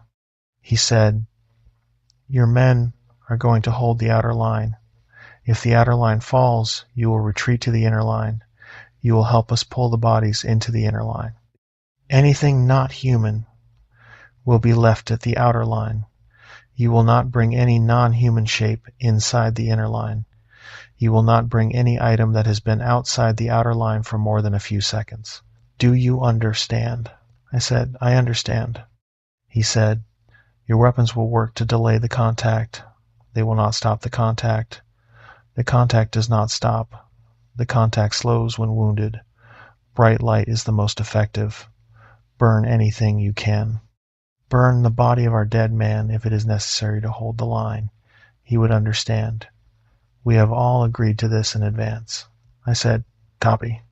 He looked at me for another second. He said something to the interpreter. The interpreter said, "He says he is sorry that you have been brought into this. He says you are good men and you should not have been here." I said, "Tell him I am glad we are here. Tell him we will hold." The interpreter relayed it. The senior black uniform guy nodded once and walked away. We held for about 20 minutes. 20 minutes is not a long time in any normal context. 20 minutes is the length of a sitcom or a microwave dinner or the drive to the grocery store. 20 minutes in a defensive position, waiting for something you cannot see and do not understand to come back at you is a different kind of 20 minutes. It is closer to 20 hours. I will tell you what I did mentally for those 20 minutes, because the inside of a man's head during a long quiet is, in my experience, more frightening than what is happening outside of it. I started counting things. I counted the stakes I could see in the inner ring. There were 16 of them, set close, with the salt lines running between them. I counted them 3 times to make sure I was getting the same number. 16. I counted the candles burning in the center. 4. They were small. They were burning down faster than I would have liked. I counted the rounds in my magazine. 28. I had loaded a fresh 30-round mag at the start of the operation, and I had not fired since. The magazine had felt full when I had loaded it. Some of those magazines hold 28 rounds reliably, and the last 2 cause feed jams, so we tended to short load them by 2. 28 rounds.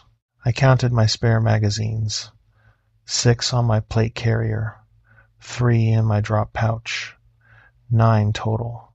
252 rounds plus the 28 in the rifle, which made 280 rounds plus whatever was in my pistol, which was 15 plus 1 in the chamber. I counted the trees I could see at the edge of my arc.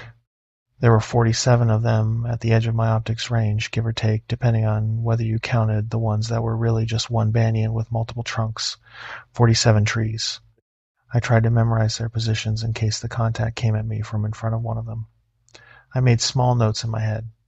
The big banyan with the split trunk, 2 o'clock, 22 meters. The small banyan leaning to the south, 3 o'clock, 18 meters. The dead pine, 4 o'clock, 30 meters. I built a mental map. I counted the breaths Halloran took next to me. He was breathing slow, deliberate, the way you breathe when you are trying to keep your heart rate down. I counted 12 breaths a minute, calm, trained. Halloran was holding it together better than I was, although he would have told you the opposite later. I counted the seconds. I counted them out.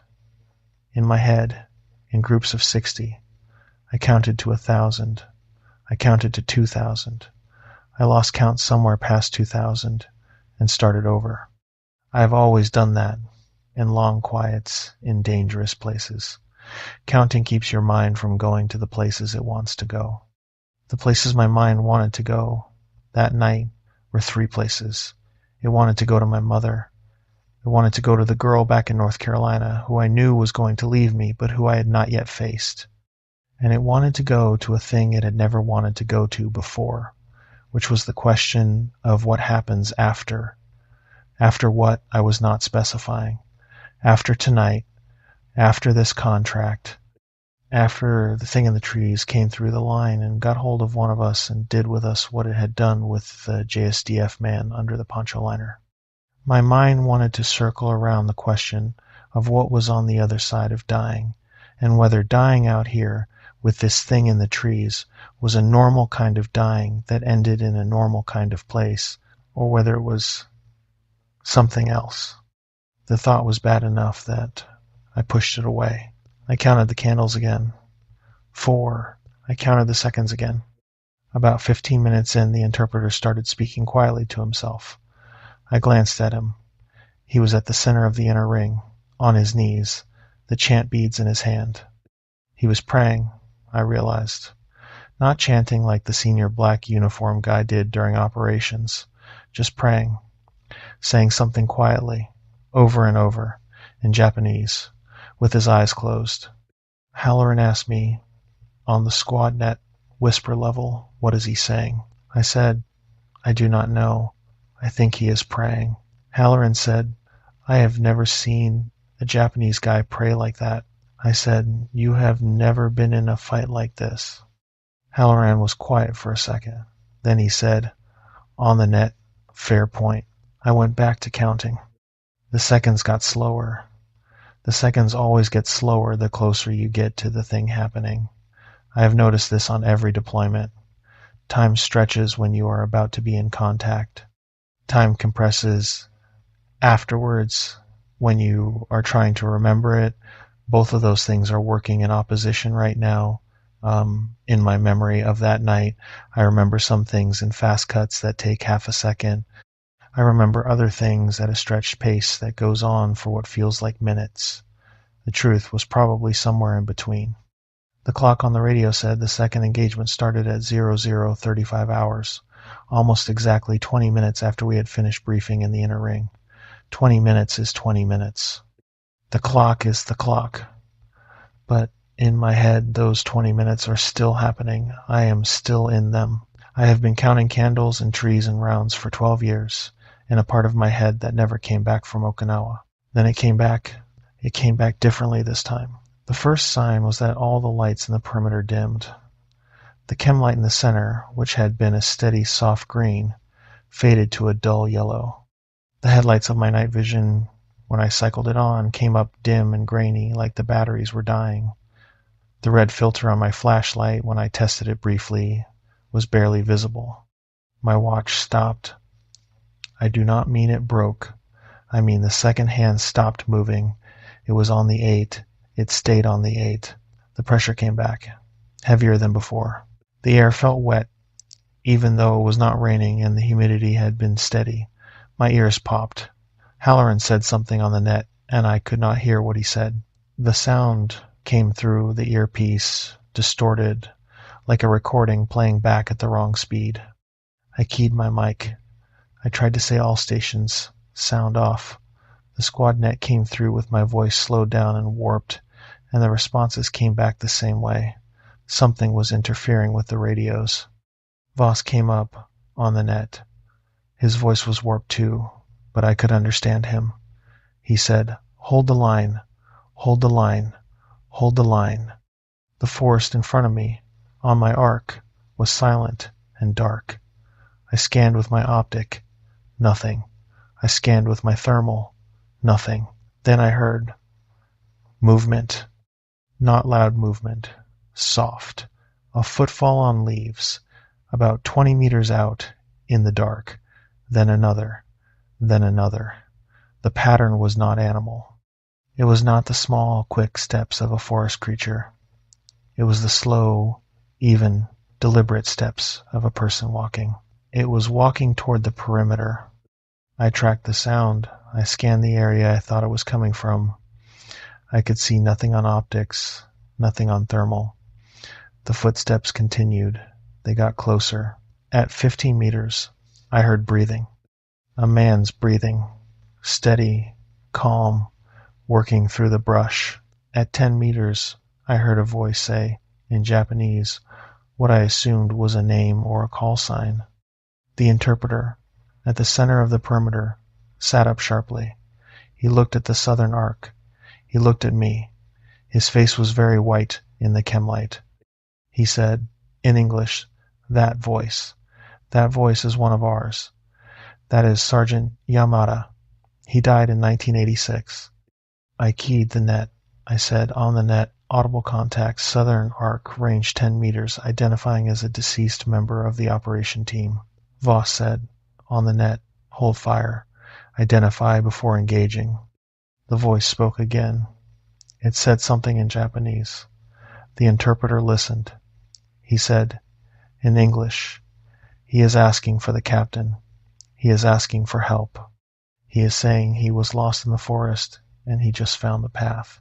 He is using exact phrases that Sergeant Yamada used in his final radio transmission in 1986. He is reading a script. Somehow, he has a script. I said, on the net, can you confirm visual? The interpreter said, no, I need to. He stood up. He walked toward the southern arc. Voss tried to grab him. The interpreter shrugged Voss off. He walked to where I was. He crouched next to me. He looked out into the dark, past the stake line. He said something in Japanese. A challenge, a name, a code phrase. The voice from the dark answered. Calm, friendly, clear. The interpreter listened. He said, in English, very quietly, the response is correct. He is using all the right phrases. Every word is correct. He is reciting things only Yamada would know. I said, what does that mean? The interpreter said, It means it has Yamada. It has Yamada from somewhere. It is not Yamada, but it has him. The voice from the dark said something else. The interpreter went still. He answered. The voice answered back. The interpreter said, very quietly, it is asking me for permission to enter the perimeter. It is asking me to invite it in, the way Yamada would have asked if he were lost. I said, do not invite it in. The interpreter said, I will not. He spoke to the dark. He said something firm in Japanese. The dark went silent. The footsteps started again. They walked along the southern stake line, not toward the gap, but along the line, parallel. They walked the full length of my arc. I tracked them by sound. I could not see anything. The thermal showed me nothing. The optic showed me nothing. There were just footsteps, steady, walking through the brush. The footsteps reached the western arc. Jacoby's arc. The voice changed. It was Lena's voice again. Jacoby's wife. I heard Jacoby's breathing change in my earpiece. Just slightly. He was holding it together, but the change was there. Lena's voice said, in English, Trent, please, the baby is dying. I cannot get her to breathe. Please come home. Jacoby keyed his mic. His voice was very steady. He said, on the net, contact at the western arc, audible only, no visual. Voss said, on the net, hold position. Lena's voice spoke again. It said the baby was turning blue. It said the ambulance was not coming. It said Jacoby had to come home right now. Jacoby said, on the net, I am holding. Lena's voice changed. It got angry. It said, in a tone Jacoby had probably never heard from his real wife, what is wrong with you, you stupid bastard? Your daughter is dying. Get up and come home. What kind of man are you? Jacoby did not respond. The voice tried other things. It tried his daughter's voice again. It tried his mother's voice. It tried the voice of a friend of his who had died in a motorcycle accident the previous year. It threw everything it had. Jacoby held. Then the footsteps moved on. They walked from the western arc to the northern arc, Kowalski's arc. The voice was Kyle again, Kowalski's brother. Kyle's voice said, in English, very calm, Hey man, I am tired now. I just want to come home. Can you let me in? Kowalski did not answer. Kyle's voice said, Please, brother, just open the gap. I will come right in. I will not hurt anyone. I just want to be inside with you. Kowalski keyed his mic. He said, on the net, contact at the northern arc asking to be let into the perimeter. Voss said, on the net, denied, hold position. Kowalski did not move. He held the line. His face in the chem light was set hard. Whatever had broken in him an hour earlier had grown a kind of scar tissue over the break. He was a different man now. A man who knew what the thing in the dark would do to him. If he let it in, he was not going to let it in. The footsteps moved off the northern arc. They went around to the eastern arc. Then they stopped. I heard, from the eastern arc, a sound I did not at first recognize. It was a small, clicking, repetitive sound, like a dog's nails on a hard floor. Click, click, click, click, walking back and forth. About 5 meters past the eastern stake line, the sound got faster. Click, click, click, click, click, click. Then it stopped. Then there was silence. The pressure on my face was back, full strength, and my ears were ringing, and the chem light in the center was so dim now I could barely see the man standing next to it. The whole perimeter was darkening, and I had a sudden, sharp understanding that it was not my eyes that were failing. It was the light itself. Somehow, the light was being eaten by the thing in the trees. I keyed the net, and I said, on the net, the chem light is being absorbed. It is not my eyes. The light is dropping. Voss said, on the net, all stations prepare for breach. Halloran, get the gun ready. Bennett, hold. Jacoby, hold. Kowalski, hold. Then Jacoby's voice came up on the net, different from before. Strange. Jacoby said, on the net, my voice is going. Something is wrong with my throat. I looked at Jacoby. Across the small ring of the perimeter, he had his rifle up. He was looking out at his arc. He looked normal. He had not moved. His breathing on the net sounded normal. I said, on the net. Jacoby, what do you mean? Jacoby said, On the net, something is wrong. I am hearing my own voice from outside the line. I went very still. I said, on the net. Where? Jacoby said, on the net, my arc, 20 meters out. It is using my voice now. My voice came up on the net before I had keyed the mic. It said, on the net, copy that, holding position. Halloran said, on the net, who just transmitted that? I said, on the net, that was not me. I did not key the mic. Voss said, on the net, all stations, the contact has gotten into the squad net. Disregard any transmission you receive that you cannot confirm. Use visual confirmation before responding. Jacoby's voice came up on the net. It said, on the net, I am moving to the southern arc to support Bennett. I looked at Jacoby. He had not moved. He said, on the net, that was not me. I said, on the net, hold position, do not move. Voss came up on the net, and his voice was warped, almost too warped to understand. He said, all stations, hold, hold, hold. Then Jacoby moved. He stood up from his position on the western arc. He turned. He looked at the gap in the stake line on his side. He looked at me across the perimeter. His face was confused.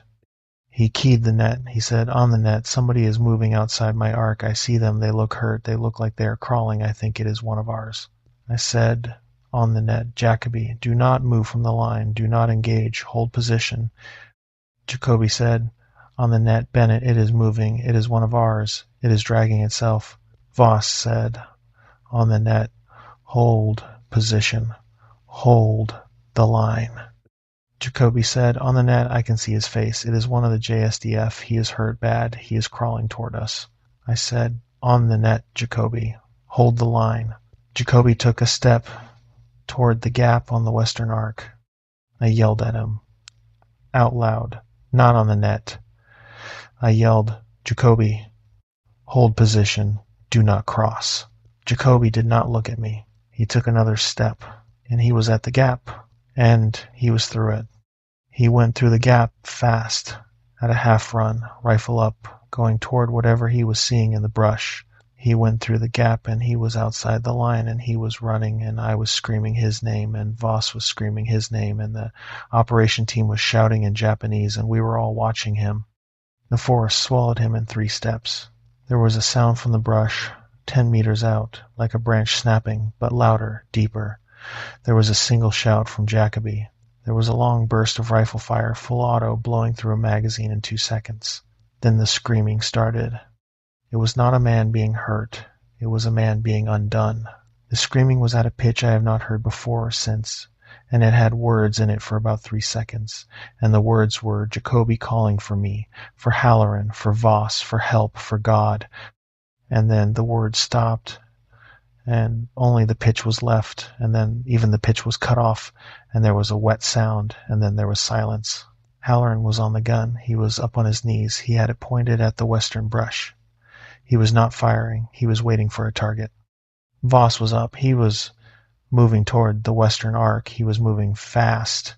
Kowalski was on his feet. He was looking at the western arc. I keyed the net. I said, on the net, Jacoby, report. Jacoby, report. Nothing. I said again, Jacoby, report. The forest was silent. Then I heard the screaming again. Different position. Closer. It was Jacoby's voice. He was screaming for me. He was begging. Voss said, on the net, do not respond. That is not Jacoby. I held position. The screaming continued. It moved through the brush. It came at us from one direction. It came at us from another. It was coming from behind a tree at 20 meters, then behind a tree at 15, then behind a tree at 10. And then the next thing we hear is screaming and gunfire coming from our immediate right. We look that way in anticipation, and Jacoby's lifeless body is tossed onto the path directly in front of me, landing with a sickening thud as he gurgles on his own blood. His plate carrier is open down the front. His face is the wrong shape. Whatever did that to him had not finished with him. It was not even out of breath. We could not see it. It could see all of us. And then, from the canopy directly above, in my own voice, calm as Sunday morning, Something said my name. I have replayed the next 30 seconds in my head more times than I have replayed any other moment in my life. Voss did the right thing. He did the only thing that could have been done. He moved before any of us could break. He came across the perimeter at a full run, and he grabbed Halloran by the back of the plate carrier, and he hauled him to his feet and pointed at the inner ring, the small inner stake circle the operation team had been preparing. And he shouted, get inside, everyone inside now. The black uniform guys were already moving. They had set the inner ring, and they were lighting the salt, and the incense was burning, and one of them was on his knees driving a final stake into the ground at the closing point of the inner circle. I grabbed Kowalski by the arm and I dragged him toward the inner ring. He was looking back at Jacoby's body. I shouted at him. I shouted, look at me, get in the ring. He looked at me. His face was empty. He moved. Halloran scooped up the 240 under his arm and ran to the inner ring with Voss. The interpreter was already inside. The operation team was inside, with their dead man. We packed in. 6 of us, plus the operation team, plus the bodies. The inner ring was small. We were shoulder to shoulder. The senior black uniform guy drove the last stake. He laid down the final salt line. He stood up. He looked at the outer perimeter where Jacoby's body was lying, and he said something in Japanese that the interpreter did not translate. He turned to us. He said something to the interpreter. The interpreter said, in English, the contact is going to try to take all of us now. It is committed. It will not retreat until light. We have to hold the inner ring. We do not leave the inner ring. Do you understand? We understood. The thing in the trees laughed. It was a high, thin laugh, in a voice I did not recognize. It was not a man's voice, or a woman's voice, or a child's voice. It was a thing pretending to be a voice, and it was not pretending well anymore. The pretense had dropped. The laugh came from everywhere at once. The pressure tripled. The chem light in the center of the outer perimeter, which had been hanging on a wooden stake, went black. Just snapped off. No fade. Just gone. The fire in the original perimeter, 300 meters away through the trees, which we could see as a small distant glow, also went out. I watched it die through a gap in the canopy. 1 second it was a small orange point. The next second it was nothing. We were in the dark now. The only light was the small candles inside the inner ring, burning incense. They threw a tight ring of orange light, maybe 5 feet across. Outside the ring, the canopy was solid black. The laugh came again, closer. The senior black uniform guy started to chant. I do not know what he was chanting. The interpreter joined him. So did the other black uniform guys. It was a low, repetitive sound in a language that was Japanese, but very old Japanese, the way Latin is to English. The chant had a rhythm. It rose and fell. It did not stop. The thing in the dark started to push against the inner ring. I could feel it, like a wall of cold air pushing in from outside. The salt line glowed faintly when the pressure hit it. The light from the salt was a pale silvery flicker, almost like a candle reflection, but moving wrong. The thing pushed harder. The salt held, but I knew, as I stood there with my rifle pointed out at a darkness I could not see into, that we were not going to make it to first light by holding only the salt. We were going to have to do something else. I just did not know what yet. The senior black uniform guy figured out what we were going to have to do before any of us did. He spoke through the interpreter, between phrases of his chant, and the interpreter said to Voss, in English, we have to burn. The contact is too close to hold with salt only. We have to burn the boundary. We need fuel. We need fire. We have phosphorus rounds in the flare gun, 6 rounds, but they will not last until light. We need anything else that will burn. Voss looked around the inner ring. We had our gear. We had our rations. We had whatever was on us. I said, we have the chem lights. We have the incense. We have the rifle ammo. But black powder will not burn at the line. Voss said, we have fuel pellets. We have field stoves with fuel pellets. We have hand sanitizer in our admin kits. We have insect repellent. The interpreter said, all of it. We need all of it. We started stripping our packs. We pulled out everything that would burn. the fuel pellets from our stoves, the bottles of hand sanitizer, full of alcohol, the aerosol cans of insect repellent, which are basically deodorant cans full of solvent, the lubricant for our rifles, which is petroleum-based, the cleaning solvent, also petroleum, the small bottles of foot powder, which I did not know would burn, but which the operation team confirmed would burn well when mixed with the alcohol, the waxed paper from the salt bundles, the strips of cloth from our utility uniforms that we cut off. We piled it all in the center of the inner ring. The black uniform guys built it into something. They mixed the salt with some of the alcohol. They wrapped it in the waxed paper. They tied the bundles with strips of our utility cloth. They prepared it like ammunition, in small packets, ready to be thrown. The senior black uniform guy said, through the interpreter, "When the contact pushes hardest, we throw a packet at the salt line where it is pushing. We light the packet as we throw it. The salt and alcohol and wax paper will burn hot for about 30 seconds. The contact does not like the light. It will retreat from that section of the line. It will push at another section. We will throw another packet. We have to make these last until light." I said, "How many do we have?" The interpreter counted. He said, 14. Sunrise was 4.5 hours away. 14 packets, plus 6 phosphorus rounds in the flare gun, plus whatever we could improvise as the night went on. We started rationing. The black uniform guys handled the packets. Voss handled the flare gun, which they had transferred to him, after a long discussion in Japanese that I did not understand. Voss had been with the operation team in some other capacity, I started to realize. He had not just been a Marine staff sergeant attached to a containment mission. He had been there before. He knew the operation. He knew the gear. The black uniform guys treated him like a member of their unit. I asked him about it later, much later, in a different country, and he told me what he could. That part comes later in the story. For now, all I knew was that Voss could fire the flare gun, and Voss was going to fire it well. The thing in the trees pushed against the salt line at the eastern arc. The salt glowed brighter. The pressure on the eastern arc became a physical thing. The line of salt actually shifted, granules moving back across the dirt under the pressure, the silvery flicker getting brighter as the line strained. The senior black uniform guy lit a packet from one of the candles. He threw it. The packet hit the salt line and bounced. The wax caught fire as it bounced. The salt ignited. The packet burned in a bright white flare, hot and concentrated, for about 30 seconds. The pressure on the eastern arc dropped. The thing pulled back. Then it pushed at the southern arc.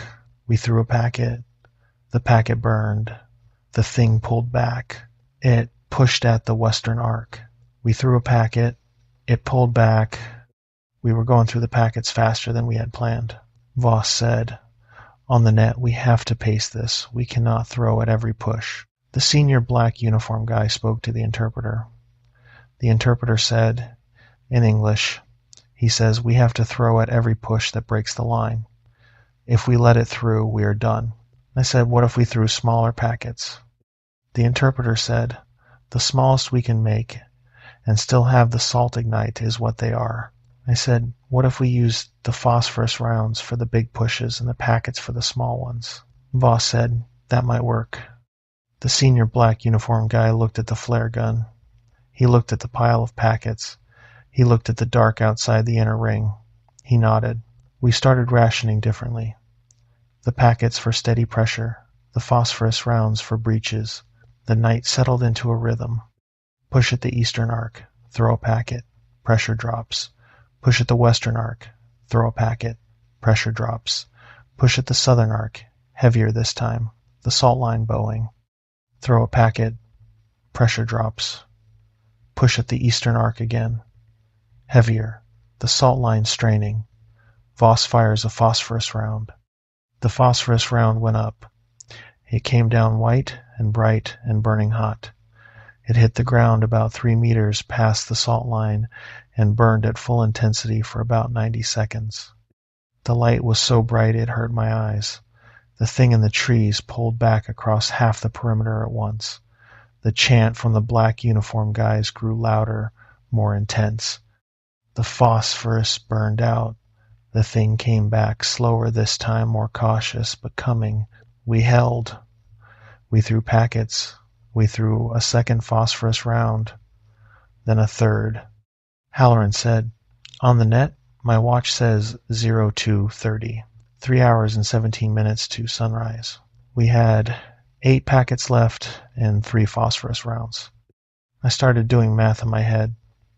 Pushes per hour, average packets per push, adjusting for the increasing intensity. We were not going to make it. The senior black uniform guy knew it. The interpreter knew it. I could see it in the interpreter's face. He had stopped chanting at some point. He was sitting in the center of the ring, on his knees, the wooden beads set in his hands, working through the beads slowly. I asked him, "If we run out of packets, what happens?" He said, "The contact comes through the line. It takes us one at a time. We have a small chance to retreat to the original perimeter, where the original salt lines are still intact, but we would have to fight our way back through 300 meters of canopy. The original perimeter is not as well defended as this one. The salt lines there are older. The contact has been to that perimeter before. It knows the way around it. We would not last there long either." I said, "What about the trucks? We came in trucks." "The vans." The interpreter said, "The vans are at the staging area. The staging area is over a kilometer south. We do not have a kilometer to give the contact." I said, "What about extract? Helo extract?" The interpreter looked at me. He said, "We cannot put a helo into this canopy at night. There is no LZ within range. The nearest LZ is at the original perimeter. The contact is between us and the LZ." I said, "What about now? What about extract right now from the original perimeter?" "The contact is here, with us. It is not at the original perimeter." The interpreter went very still. He said, in English, very slowly, "The contact is everywhere. The contact is not in one place." I said, "But the pressure here is heaviest. The pushes are coming here." The interpreter said, "Yes, the pushes are coming here. That does not mean the contact is only here." I said, "But it could be enough. If most of it is here, then the original perimeter would be relatively clear. We could make it back." The interpreter looked at the senior black uniform guy. They spoke in Japanese, fast. Voss came over. He had heard the conversation. He said, "What are you proposing?" I said, "We have a comm link to the company net. If we can get to the original perimeter, we can call for helo extract from the ground LZ. Sunrise is over 3 hours out. We are not going to make it 3 hours on packets and phosphorus. The original perimeter is empty. We can run there. We can call for extract. We can hold there until the helo comes." Voss looked at the senior black uniform guy. The senior black uniform guy looked at me. He was thinking about it. He spoke through the interpreter. The interpreter said, "The original perimeter has to be reactivated. The salt lines have decayed. We would have to relight the fire and relay the salt before the contact arrives. We have 1 bag of salt left, less than half. We could lay a single line, partial. It would not be as strong as this line." I said, "We still have a chance there. We have no chance here." Voss said, "The run to the original perimeter is 300 meters through canopy. The contact is in the canopy. It can move through the trees faster than we can run on the ground. We will be slower than the contact for the entire run." I said, "We throw packets and phosphorus while we run. We use everything we have left." The senior black uniform guy thought about it for a long time. Then he nodded. He said, through the interpreter, "We will move when the contact pushes the eastern arc again. We will go out the western gap. We will move fast. We will throw packets behind us. We will not stop. We will not look back. We will not respond to anything. Do you understand?" We said we understood. We packed everything we had into our packs. The remaining packets, the remaining phosphorus rounds, the flare gun, the salt, the candles, the incense, the body of the dead JSDF member who they would not leave behind, the chant beads, everything. We waited for the next push at the eastern arc. It came at 02:45. It was the heaviest push of the night. The The salt line on the eastern arc bowed inward by almost a foot. The pressure was so heavy I could not turn my head against it without effort. The senior black uniformed guy waited for the push to peak. He gave the order in Japanese. The interpreter translated. He said in English, "Now."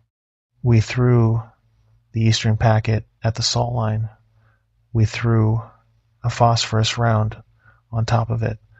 The light from the phosphorus blew the entire eastern arc into white brightness. The pressure dropped on the eastern arc. The thing in the trees pulled back from the eastern arc at the same time we ran out the western gap. We ran. Halloran was carrying the 240 over his shoulder. Kowalski was on his right. I was on his left. Voss was behind us. The black uniformed guys were in front, leading the way back through the canopy on the route they had used coming in. They were carrying the body of their dead man between two of them. The interpreter was running with the candles, the salt, and the chant beads. We ran through the canopy in nearly total darkness. The black uniformed guy at point had a small chem light that he had cracked hooded, throwing just enough light to keep us oriented. We followed the light. We kept our weapons up. We did not use night vision on Voss's order because the night vision had been failing on and off all night, and the contact had been able to track us through it. We ran for about 20 seconds before the contact came back. We knew it was coming because the pressure changed direction. It had been on the eastern arc. Then it was everywhere. Then it was specifically behind us, pushing us forward, like wind at our backs, but not wind, just pressure hurting us. I keyed the net. I said, "On the net. Contact behind us, contact behind us." Voss said, "On the net. Keep moving." We kept moving. Then the voices started. They came from every direction. Jacoby's voice, but Jacoby was dead. Kowalski's brother Kyle's voice. Voss's voice. Again, my voice. The voices were not behind us anymore. The voices were all around us. The voices were calling us, telling us to stop, telling us we were going the wrong way, telling us that the original perimeter was burning, telling us that someone was waiting for us there. The voices got louder as we ran. They got closer. They were speaking from positions I could not put a body to. They came from the canopy above us. They came from the brush at our flanks. We did not stop. Halloran threw a packet behind us. The senior black uniform guy threw a second packet. The two packets caught fire on the leaf litter and burned in a small white flare for about 20 seconds. The voices behind us moved off. We gained maybe 10 meters. Then the voices came back. We threw another packet. Same result. We had 4 packets and 1 phosphorus round left. The route through the canopy was tighter than I had remembered from the way in. The roots were everywhere. We were jumping them, ducking branches, the leaves slapping at our faces. Halloran tripped on a root and went down hard. Kowalski grabbed his plate carrier and hauled him up without slowing. We kept running. About a minute in, I heard a voice in front of us. It was Jacoby's voice. It was coming from the route ahead, the direction we were running. Jacoby's voice said, calmly, in English, "I am here. I am at the original perimeter. I am hurt, but I am here. Please come help me." The interpreter, running ahead of me, faltered for a second. The senior black uniformed guy at the front did not slow down. He kept moving. He shouted something in Japanese. He threw a packet ahead of us, into the canopy. The packet ignited mid-flight and burned in a small flare in the brush about 20 meters ahead of us. The voice ahead of us moved off the trail. We ran through the spot where the voice had been. There was nothing there. Empty leaf litter, empty trees. We kept running. About 2 minutes from the inner ring, we passed the spot where Jacoby had been killed. The body was gone. The path where Jacoby had landed was clean. The leaf litter was undisturbed. There was no blood. There was no gear. There was no Jacoby. The thing that had thrown his body to us had taken it back at some point during the night. I am going to admit something here. When I saw that the body was gone, I felt a wash of relief, just for a second, before I understood what it meant. The relief was that I would not have to carry Jacoby's broken body the rest of the way back. The understanding that came right after the relief was that the contact had not just thrown Jacoby's body to taunt us. It had taken him for a reason. I have thought about that reason a lot since. I have decided that I do not want to know. We kept running. The canopy got thicker about halfway. The route bent to the east around a ridge of old-growth banyan that the operation team had not been able to clear. The lead black uniformed guy slowed for a second to find the path, and the slow let everything catch up. The voices came in from both sides at once. On the left, 10 meters off the trail, in a stand of tall ferns, a woman's voice was calling out. It was not a voice I recognized. It was speaking Japanese, fast, and the interpreter, running just ahead of me, made a small sound like he had been hit. He did not stop. He did not look. But the sound he made was the sound of a man hearing his wife's voice from a place his wife was not. On the right, slightly further out, 20 meters into the brush, my mother's voice was talking again. It was saying my name. It was saying, "Sweetheart, I came all this way. Please slow down. Please come back to me. You are running the wrong direction." I did not look. I did not slow. Halloran said, on the net, between breaths, "Eyes forward, eyes forward, eyes forward." It was not an order. It was a chant.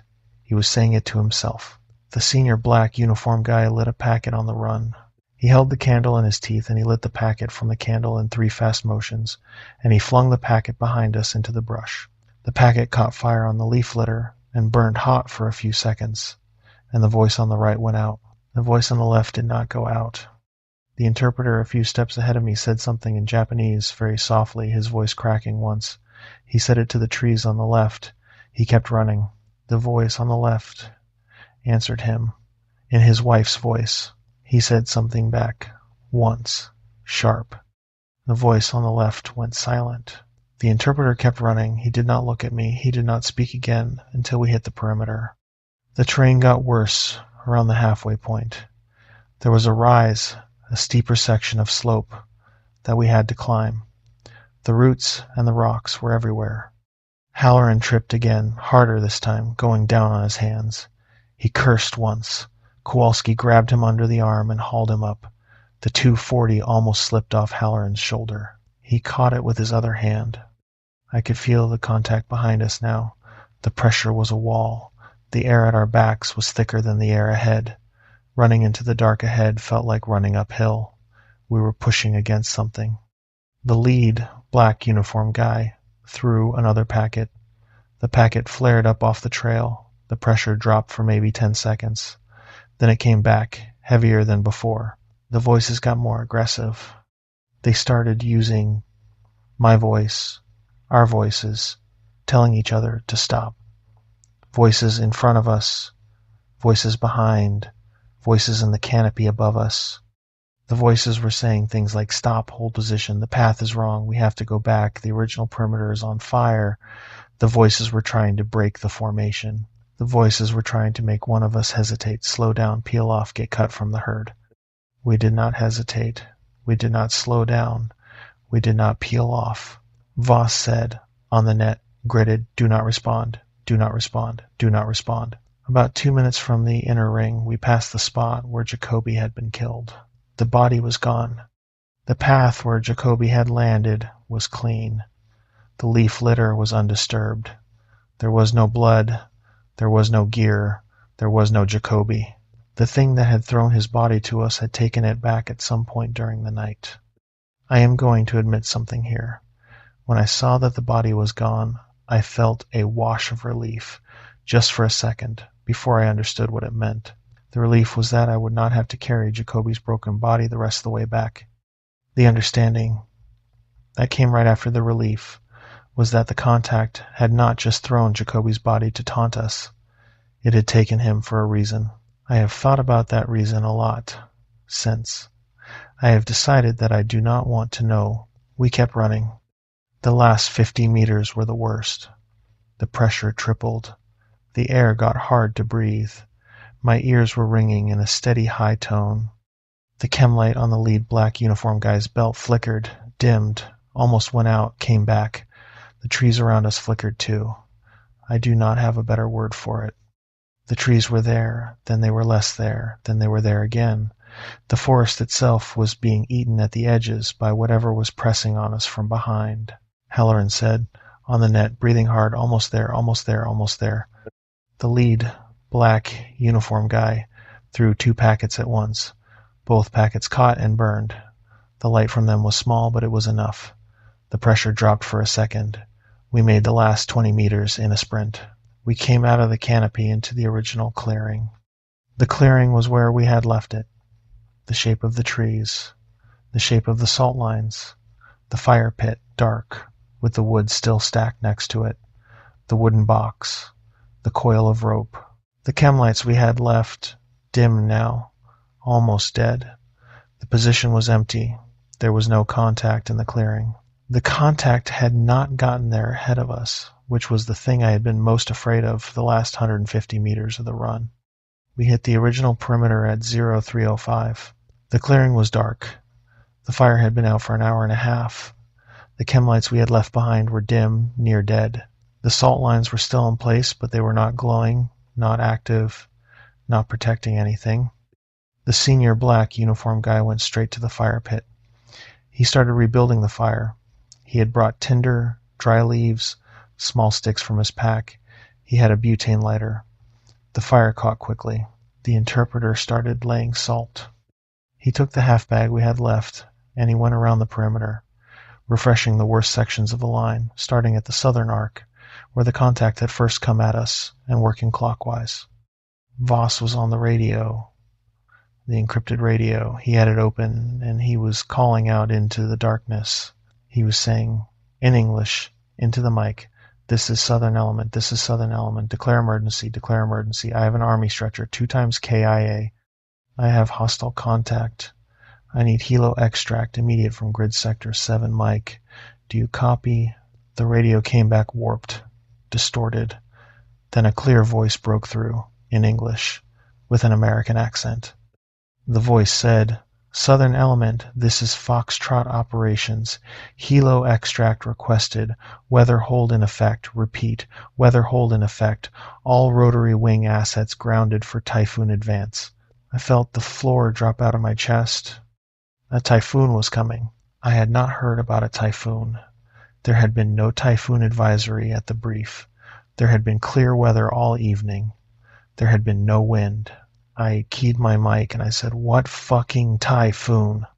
Voss waved me off. He keyed his mic. He said, "Foxtrot Operations, request weather verification, ground conditions clear, repeat, ground conditions clear at sector." The voice on the radio said, "Southern Element, weather verification confirmed. System shifted northwest in last 45 minutes. Surface winds expected 120 kilometers per hour by 0500, local system over your position by 0600. All rotary wing grounded. Repeat, all rotary wing grounded." Voss was quiet for a second. He said, "Foxtrot Operations, what are my options?" The voice said, "Southern Element, advise hold in place until weather clears. Weather expected to clear by approximately 1000 local." Voss said, "Foxtrot Operations, I cannot hold in place. I am in active contact. I have multiple casualties." The voice said, "Southern Element, repeat, all rotary wing grounded. Vehicle extract not advised due to weather. Hold position. Use available resources. Will reattempt extract first window after weather clears." Voss said, "Foxtrot Operations, this is not a typical contact. I require immediate extraction."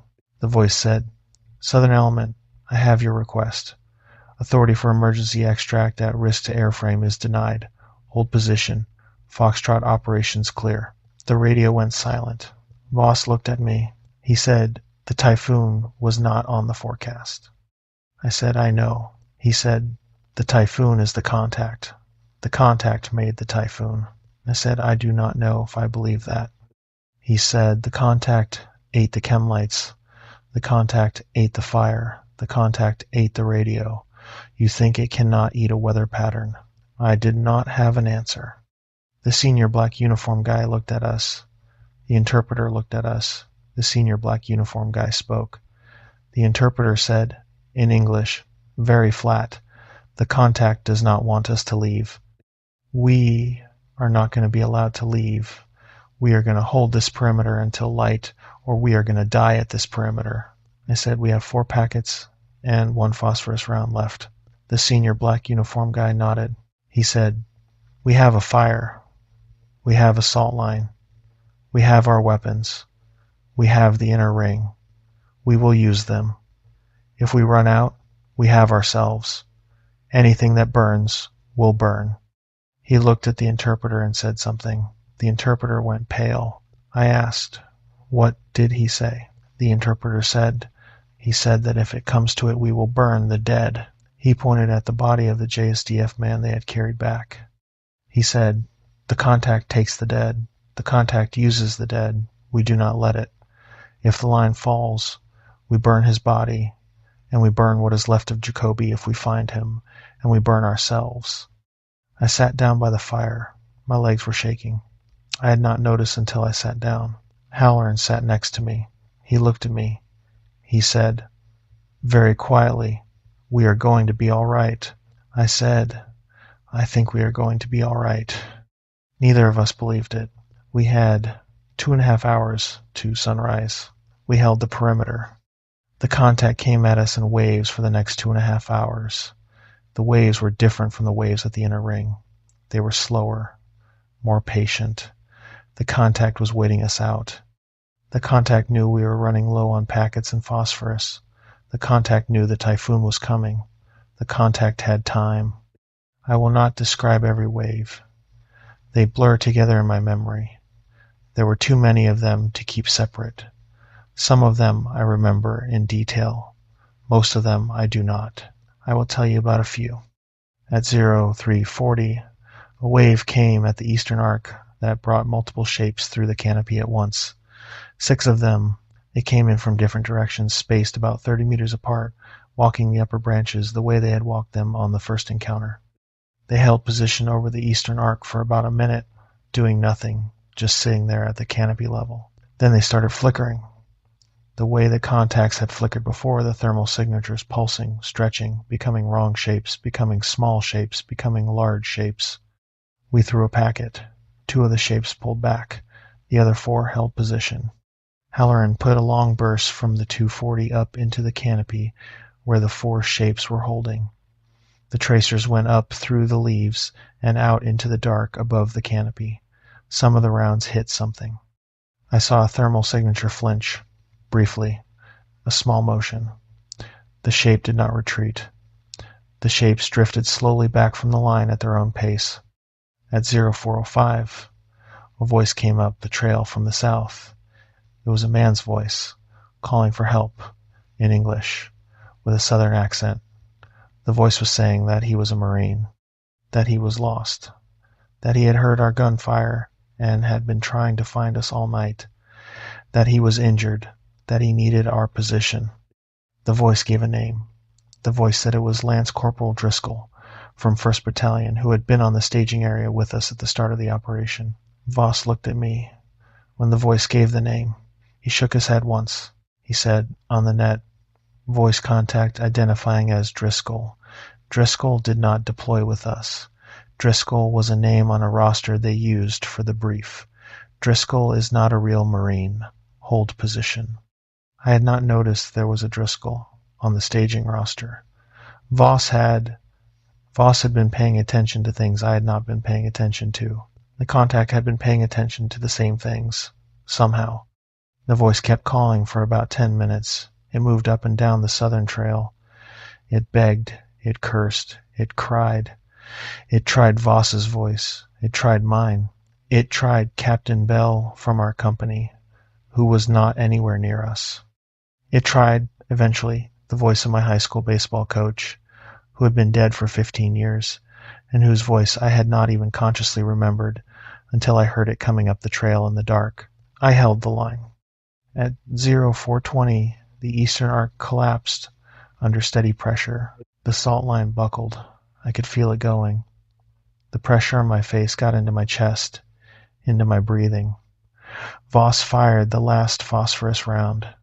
The flare went up, came down, burned at the edge of the salt line in a hard white flame for 90 seconds.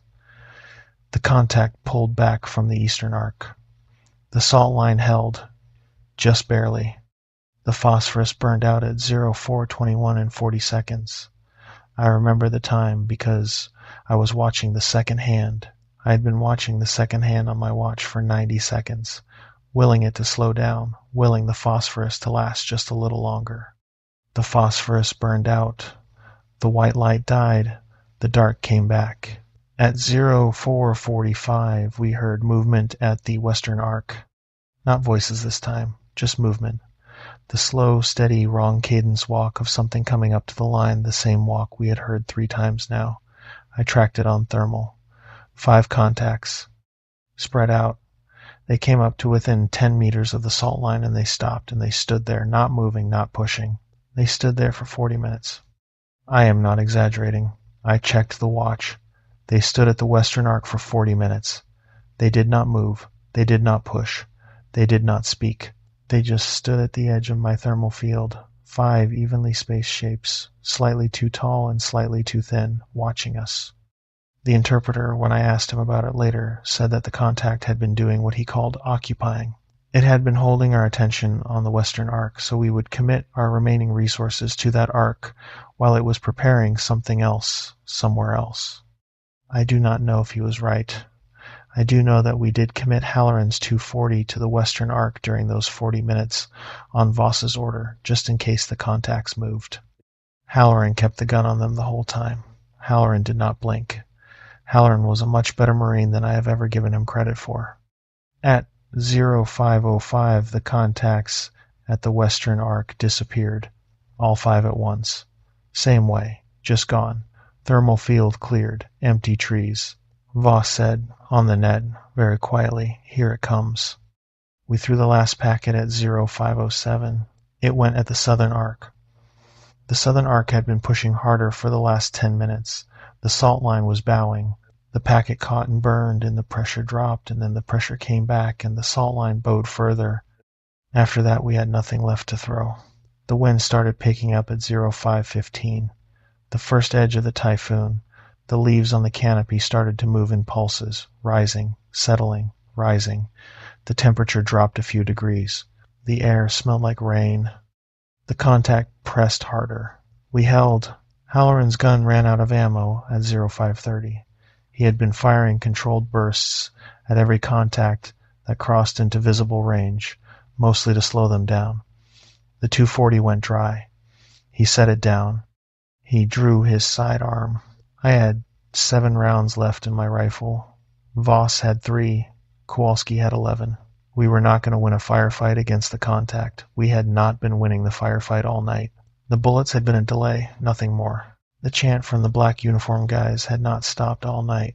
The senior black uniform guy was on his knees now, exhausted. He was still chanting. His voice was hoarse but steady. Sunrise was at 05:47. At 05:35, the sky started to go gray at the edges. I could see, through gaps in the canopy, the first hint of light. Not direct light, just a shift in the dark. The trees gained edges. The shapes of the leaves became distinct. The canopy was no longer solid black. It was a deep blue-black with hints of green. The contact pushed harder. It pushed harder than it had pushed all night. The salt line on the southern arc collapsed entirely. The southern stake line was cleared. The contact was inside the southern arc. I saw it. I saw it with my own eyes for the first time in good visibility, with the gray light coming through the canopy gaps, and I will never forget what I saw. It was tall. It was thin. It was wrong. It walked into the perimeter, through the southern arc. It walked the way a person walks, but slowly, deliberately, like an actor playing a person who was walking for the first time. Its feet moved. Its legs moved. Its arms hung at its sides. It had a head. It had what might have been a face, in the way that a smudge on a photograph might be a face. It was Jacoby. It had Jacoby's body. It had taken his body. It was wearing his body. Sort of. The body had been altered. The head sat at the wrong angle. The arms were a few inches too long. The legs bent slightly the wrong way. But it was Jacoby's face, Jacoby's gear, Jacoby's plate carrier, the open front pulled closed and refastened. It was carrying Jacoby's rifle. It walked into the perimeter through the southern stake line, and it kept walking. Slow, deliberate, looking at us. Voss raised his rifle.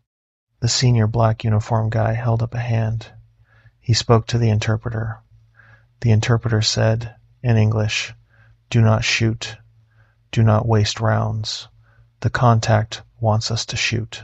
The contact wants us to use what we have left." Voss did not lower his rifle. The thing that had been Jacoby kept walking toward us.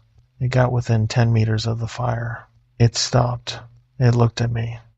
It said, in Jacoby's voice, exactly Jacoby's voice, perfect in a way that the earlier voices had not been perfect, "Bennett, what the fuck is going on? Why am I out here? Why is everyone looking at me like that?" I almost answered. I almost said, "Jacoby, you are dead. You are gone." I did not say anything. The thing said, "Bennett, I am freaking out. What happened? Where am I? I got lost. I think I got hurt. My chest hurts." It looked down at its plate carrier. It tugged at the front of it. The carrier opened a little. It looked back up at me. Its face was confused. Its mouth was wrong. The shape of its mouth was not exactly Jacoby's mouth. The lips moved in ways that did not match the words. I could see, in the gray light, the wound in its chest where the carrier had been opened. The wound was not bleeding. The wound was not closed. The wound was just there, dark, deep, with something moving inside it. The thing said, "Bennett, please, can you help me? I do not feel right." The senior black uniform guy stood up. He took the wooden pole with the bell on it. He took the salt. He took the candle. He started walking, slowly, toward the thing that had been Jacoby. He was still chanting. His voice was getting stronger now, with the light coming. The thing turned its head toward him. It watched him approach. The thing said, in Jacoby's voice, "You stay back from me. What are you doing?" The senior black uniform guy did not stop. The thing took a step backward. The senior black uniform guy kept walking. He held the pole out in front of him. The bell on the top of the pole was ringing in time with his walk. He sprinkled salt with his other hand. He chanted. The light through the canopy got brighter. The eastern sky was a paler shade now. Sunrise was minutes away. The thing took another step backward, then another. It backed across the perimeter, past the place where it had entered, back toward the southern stake line. The senior black uniform guy followed it, slow, steady, the bell ringing. The thing reached the southern stake line. It stood there, half inside the line, half outside. It looked at me one last time. It said, in Jacoby's voice very softly, "Bennett, I am sorry." Then the thing dropped Jacoby's body. The body collapsed at the stake line, face first, into the salt like a puppet whose strings had been cut. It hit the dirt with the same sickening thud I had heard when it had first been thrown to us. Whatever had been inside the body was gone. The pressure dropped, hard, all the way to zero. My ears popped. The wind in the canopy stopped pulsing. The air around us went still and clear. In the canopy above the southern stake line, I saw something move. It was at the edge of vision. A shape sliding through the upper branches, fast, moving away. It was tall and thin and dark, and it was retreating into the deeper canopy north of our position. I tracked it through my optic. I caught a glimpse of it just before it cleared the tree line. I saw, for less than a second, what had been wearing Jacoby's body. I saw the shape of it without the body on it. I saw the eyes that were not in the right place for eyes, and the arms that ended in things I have spent 12 years trying to forget. It was gone. The senior black uniform guy stood at the southern stake line for a long time. He continued chanting. Softer now, slower. The bell rang quietly. He sprinkled the last of the salt over Jacoby's body. He did something with the candle. He ran the wooden pole around the body in a circle 3 times, slowly. Then he stopped. He looked up. The eastern sky was orange. Sunrise was here. The first direct rays of sunlight broke through the canopy at 05:48, 1 minute late, dim through the typhoon clouds gathering in the east, but real, present, not negotiable. The light fell in pale slanted shafts across the perimeter. The salt lines went dark. The chant beads in the interpreter's hand went still. The senior black uniform guy turned to us. He nodded once. He said something in Japanese. The interpreter said, in English, "The contact has retreated. We are clear until next time." I did not say anything. I did not have anything to say. I sat down by the fire pit. The fire was still burning. The wood was almost gone. I stared at it for a long time. Halloran sat down next to me. He did not say anything either. He did the thing he always did when he did not know what to say, which was take out his cigarettes and light one and offer one to me. I took it. I did not normally smoke. I smoked the cigarette. It tasted like ash. Kowalski was on the ground a few feet away. He was lying on his back, looking at the canopy, his mouth slightly open, his eyes empty. Voss was on the radio. He was calling for extract. I did not listen to the call. I watched the smoke from my cigarette go up into the canopy and dissolve. The black uniform guys were preparing the body of their dead man for transport. They had a body bag now, brought up from a stash near the fire pit. They were very gentle with him. They knew his name. They said it sometimes, while they worked. I did not know if they would put Jacoby in a body bag too, or if they would burn him, or what they would do with him. I asked Voss about it later. Voss said, "They take care of the dead. They are good at it. They take care of all of them." He did not elaborate. The Typhoon arrived at 0700. We were already in the trucks by then. The vans had come up to the original perimeter through the access road, which the operation team had reactivated overnight by clearing the deadfall. We loaded the bodies. We loaded our gear. We loaded ourselves. We loaded Jacoby. In a body bag, the same as the JSDF man, with care. The vans took us back to Camp Schwab. The trip back took an hour. The rain hit halfway through. The typhoon was a strong one. The roads were already flooding by the time we got to the gate. I rode in the back of the same windowless van that had brought us up, same metal partition, same flat dark green paint. Same cigarette smell, mixed now with the smell of wet uniforms and the smell of 2 body bags and the smell of fear, which is a smell I have only ever known how to describe as the smell of fear, because there is no other word for it. Halloran sat across from me on the wheel well. He was looking at his hands. His hands were shaking. He had not noticed yet, or if he had noticed, he was pretending he had not. He flexed his fingers a few times. He pressed his palms flat against his thighs to steady them. The shaking continued. Kowalski sat next to Halloran. He was not looking at anything. His eyes were open. His eyes were not focused. He had not spoken since the inner ring. I tried not to look at him for too long. Looking at Kowalski for too long was bad for me. I knew somewhere in the back of my head that Kowalski was already gone, that the man we had loaded into the van was not the man we had loaded into the van going up, and that the difference between those 2 men was a thing that had happened on the Western Ark when his brother's voice had asked him to come out, and he had nearly answered. He had held the line. But the holding had cost him something. The cost was not visible yet. The cost was going to be visible soon. Voss sat next to me. He had taken his helmet off. He was holding it in his lap. He was looking at the roof of the van. His face was completely still. There was a small cut over his left eye from when Kowalski had punched him that he had not noticed yet. The blood from the cut had dried in, a thin line down to his jaw. The interpreter was riding in the front with the driver. The senior black uniform guy was riding in a different van. The bodies were riding in a third van. Nobody talked. The van bounced over the access road. The access road on the way down was longer than it had been on the way up, or it felt longer. The driver was going slow. The rain was coming hard now, hitting the metal roof in a pattern that was loud and constant and somehow comforting, a sound that was completely normal, completely of this earth, completely uninterested in any of us. I closed my eyes for a few minutes. I did not sleep, I just closed them. When I opened them again, we were on pavement. I knew the pavement by the way the van rode. The bumps were gone. The road was smooth. The rain was harder now. We were on the main highway down the eastern coast. We were 10 or 15 minutes from the gate. Halloran said, on the net, very quietly, off the shared net, just to me, 1-to-1. He said, Bennett, are you all right? I said, no. He said, me neither. He said, are we going to be all right? I said, I do not know. He nodded. He kept looking at his hands.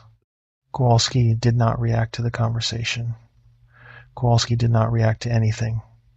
He was somewhere else by then. Somewhere I could not get to. Somewhere I would not be able to get him out of. We hit the gate at 07:55. The gate guard waved us through without a glance.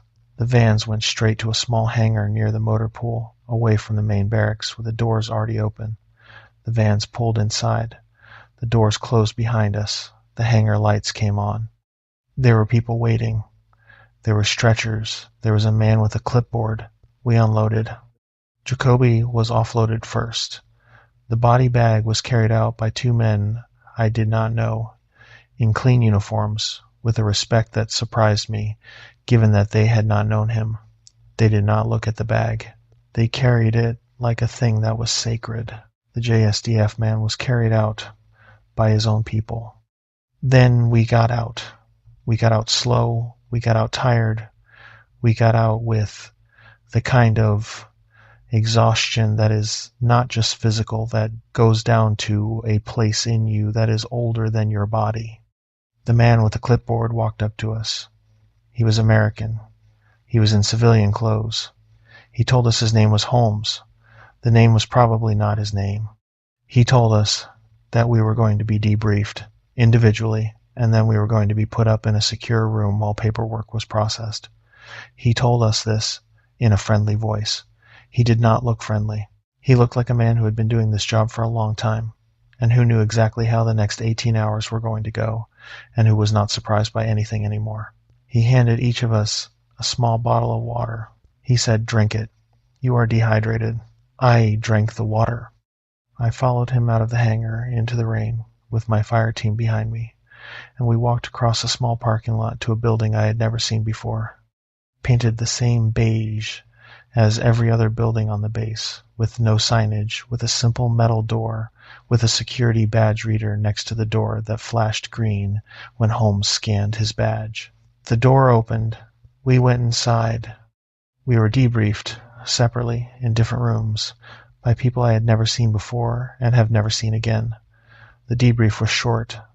They asked us what we had seen. They wrote down our answers. They asked us to sign non-disclosure paperwork. The paperwork was thick. The paperwork referenced laws and codes I did not recognize. The paperwork was signed by an authority that was not in our chain of command. The man who debriefed me was American. He was in civilian clothes, polo shirt, khaki pants. He looked like a mid-level insurance adjuster, which I suspect was the look he was going for. He had a folder. The folder had my name on it, my full name, and a service number that did not match any service number I had ever been issued. He did not introduce himself. He did not show me identification.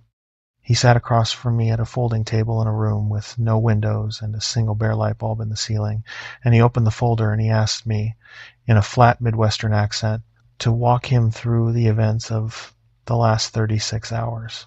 I walked him through it. I told him everything I have told you, and a little more, because I did not yet know which parts I was going to need to hold on to and which parts I was going to be allowed to keep. He wrote everything down. He did not interrupt. He did not ask for clarification. He did not look surprised at any point. When I told him about the contact using my mother's voice, he did not blink. When I told him about the flashbang and the thing in the gap and the way it had compressed itself out through the stake line, he did not blink. When I told him about Jacoby's body coming back wearing a thing inside it, he did not blink. He just wrote. I told him about the JSDF officer. I told him about the interpreter. I told him about the operation team in the black uniforms. I told him about the chant and the bell pull and the wooden poles and the salt. When I was done, he closed the folder. He looked at me. He said, in his flat Midwestern accent, "Thank you, Corporal. The events you have described did not occur." Lance Corporal Jacoby died in a vehicle accident during a routine training rotation in the Northern Training Area. Lance Corporal Kowalski sustained a non-physical injury during the same accident, possibly related to the trauma of witnessing a teammate's death, and will be evaluated for medical separation. You were a passenger in a different vehicle. You sustained no injuries. You will be returning to duty in 3 days. Do you have any questions? I said, I have a lot of questions. He said, you do not have any questions you can ask of me. He pushed the paperwork across the table. I looked at it. The paperwork was about 30 pages. Most of the language was legal.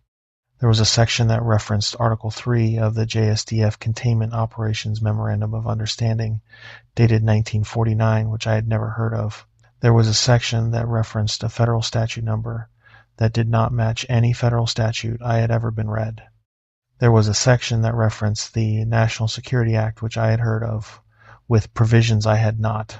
There was a final page that asked me to acknowledge, by my signature, that any disclosure of the events I had been debriefed on, to any party, at any time, in any context, would constitute a violation of federal law and would expose me to criminal prosecution at the discretion of the Attorney General of the United States. I read it twice. The man across the table said, "Take your time."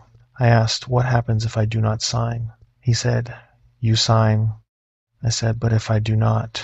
He said, "You sign." I signed. We all signed. We were given a room together for the day. We were given hot food and coffee.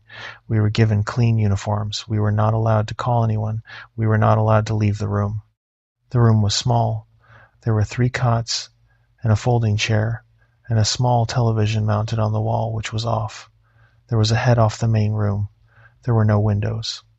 The door was unlocked, but every time I went out into the hallway to walk to the head, there was a man at the end of the hallway in civilian clothes pretending to read a magazine, who did not look up, but who I knew was there for us. We sat in the room for 16 hours. Halloran slept. He fell into his cot at 1400, and he slept like a dropped weight for the next 9 hours, with the dead-stop sleep of a man whose body had decided, against his will, that he was going to be unconscious for a while. He did not move. He did not snore. He did not dream, or if he did, he never told me about the dreams. Kowalski stared at the wall. I do not know how else to describe what Kowalski did for those 16 hours. He sat on the edge of his cot with his back against the wall and his knees pulled up to his chest, and he stared at the cinder block wall opposite him, and he did not move, and he did not speak, and he did not eat the food they brought us. I tried to talk to him a few times. In the early evening, I sat down next to him. I said his first name. I asked him how he was doing. He did not look at me. He did not respond. His eyes were open. He was breathing. He was, in the technical sense, alive. But there was something missing from him that I had not noticed was a thing until it was gone. I left him alone after the 3rd try. Around 2000, I sat on my own cot and stared at the ceiling for a long time, and I started to cry. I had not cried in years. I had not cried when my father died. I had not cried at boot camp. I had not cried on either of my deployments. I cried that night in that small room for about 15 minutes, with the back of my hand pressed against my mouth so I would not wake Halloran. I cried for Jacoby. I cried for Kowalski, who was sitting 3 feet away from me with his back against the wall. I cried for myself, although I was not sure exactly why. I cried for the men in the black uniforms, whose names I would never know, who were probably already preparing to do this again, somewhere, soon. I stopped crying eventually. I lay on my back and I looked at the ceiling and I did not sleep. Voss was somewhere else, in another room, getting a different kind of debrief than we were getting. At 2300, we were released back to our barracks. The typhoon had blown through. The base was cleaning up down branches and broken windows. Nobody asked us where we had been for the last 36 hours. The next day, we got our official briefing on what had happened. According to the official record, our fire team had been participating in a joint training exercise with the JSDF in the Northern Training Area. There had been a vehicle accident during the exercise. Lance Corporal Trent Jacoby had been killed in the accident. Lance Corporal Ben Kowalski had sustained a non-physical injury that would require evaluation. The exercise had been terminated due to the typhoon. All other personnel had returned safely. The vehicle accident report had a date and a time and a location. The date was correct. The time was approximately when Jacoby had died. The location was a stretch of access road inside the JWTC where, the report claimed, the truck Jacoby had been riding in had hit a tree at speed during the typhoon evacuation. Jacoby's body, according to the report, had sustained injuries consistent with a vehicle accident.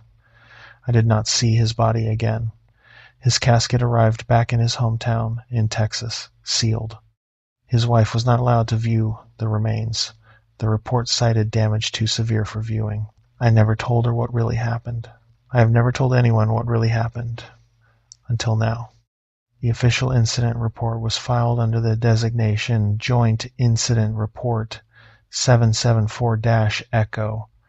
I know the designation because Voss told me 3 months later when we were both back in the States. He had seen the report cross his desk. He had not been allowed to read it. He had only seen the cover. Joint Incident Report 774-Echo, filed at the JSDF Northern Training Coordination Office. Sealed.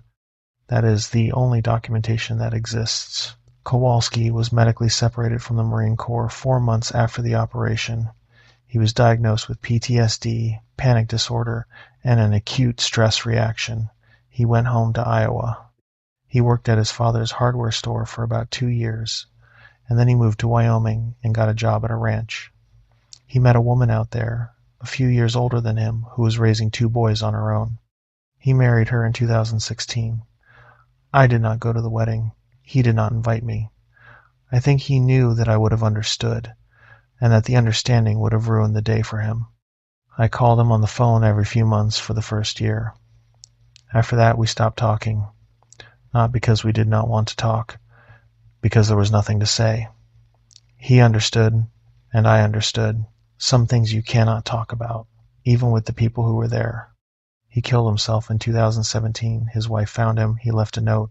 The note said only, "I held the line." She did not understand the note. She called me. I said the words back to her, slowly, and I told her that he had held the line and that he had been a good Marine and that I was sorry. I went to the funeral. I stood at the back. I did not speak. Halloran retired from the Corps in 2019 at the rank of gunnery sergeant. He lives in North Carolina now. He owns a small bait and tackle shop on the Outer Banks. He is married. He has a son. He does not talk about Okinawa. I see him about once a year. We fish. We drink beer. We talk about anything except the operation. Voss made Master Sergeant. He was reassigned after Okinawa to a billet at a base I am not allowed to name. He retired in 2021. I do not know where he lives now. He sends me a Christmas card every year. The card has only his signature, no return address.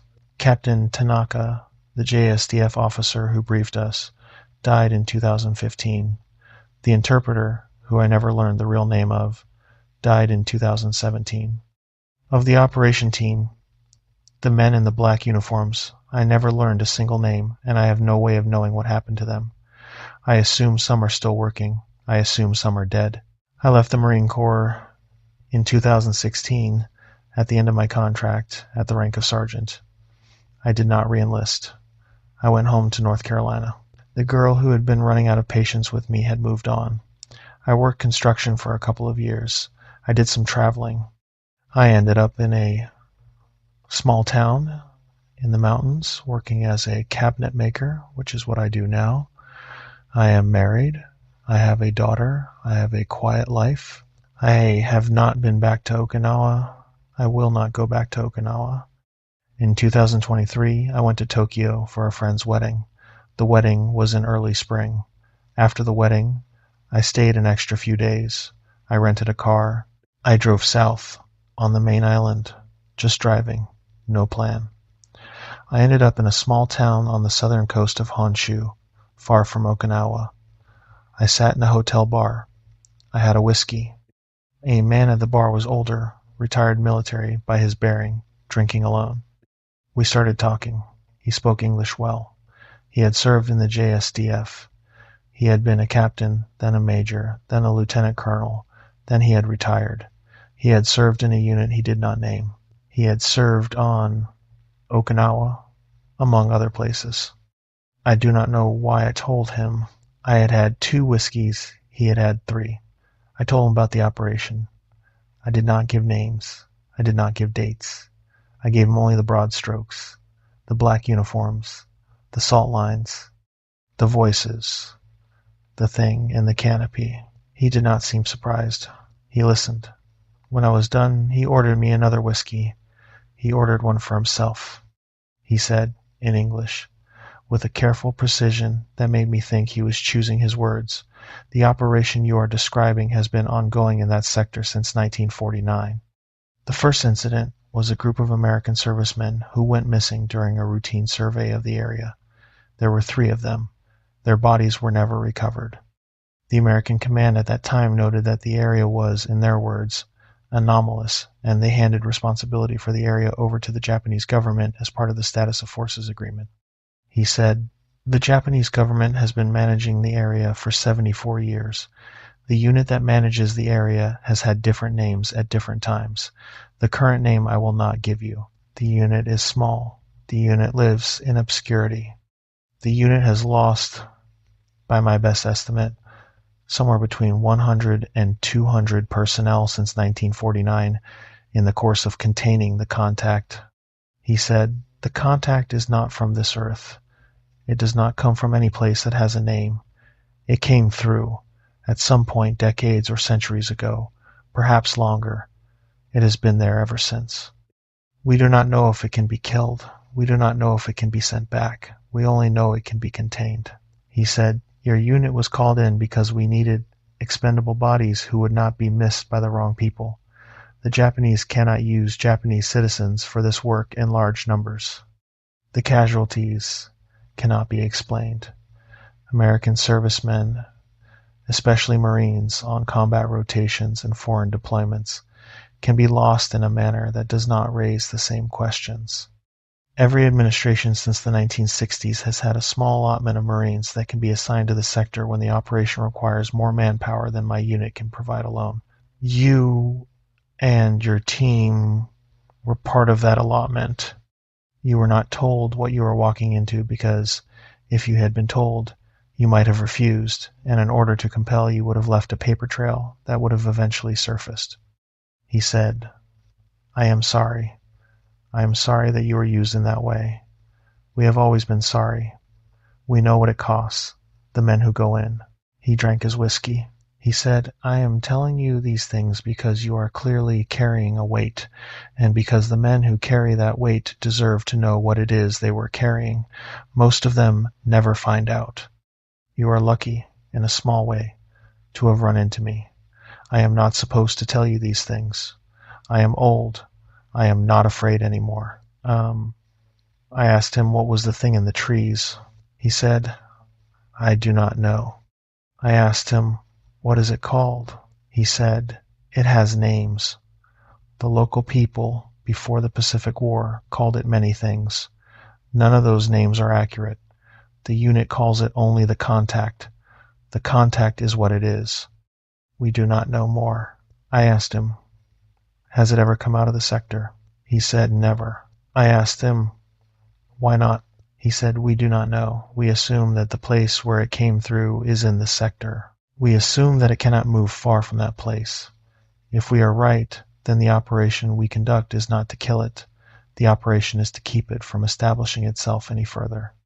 Every night that we hold the line, we make it a little harder for the contact to push outward. Every man who dies on the line dies pushing back the size of its territory by some small amount.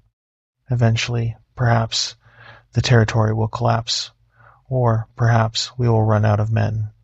We do not know which will come first." He drank. He said, "You helped by being there. Your dead helped. Your friend helped.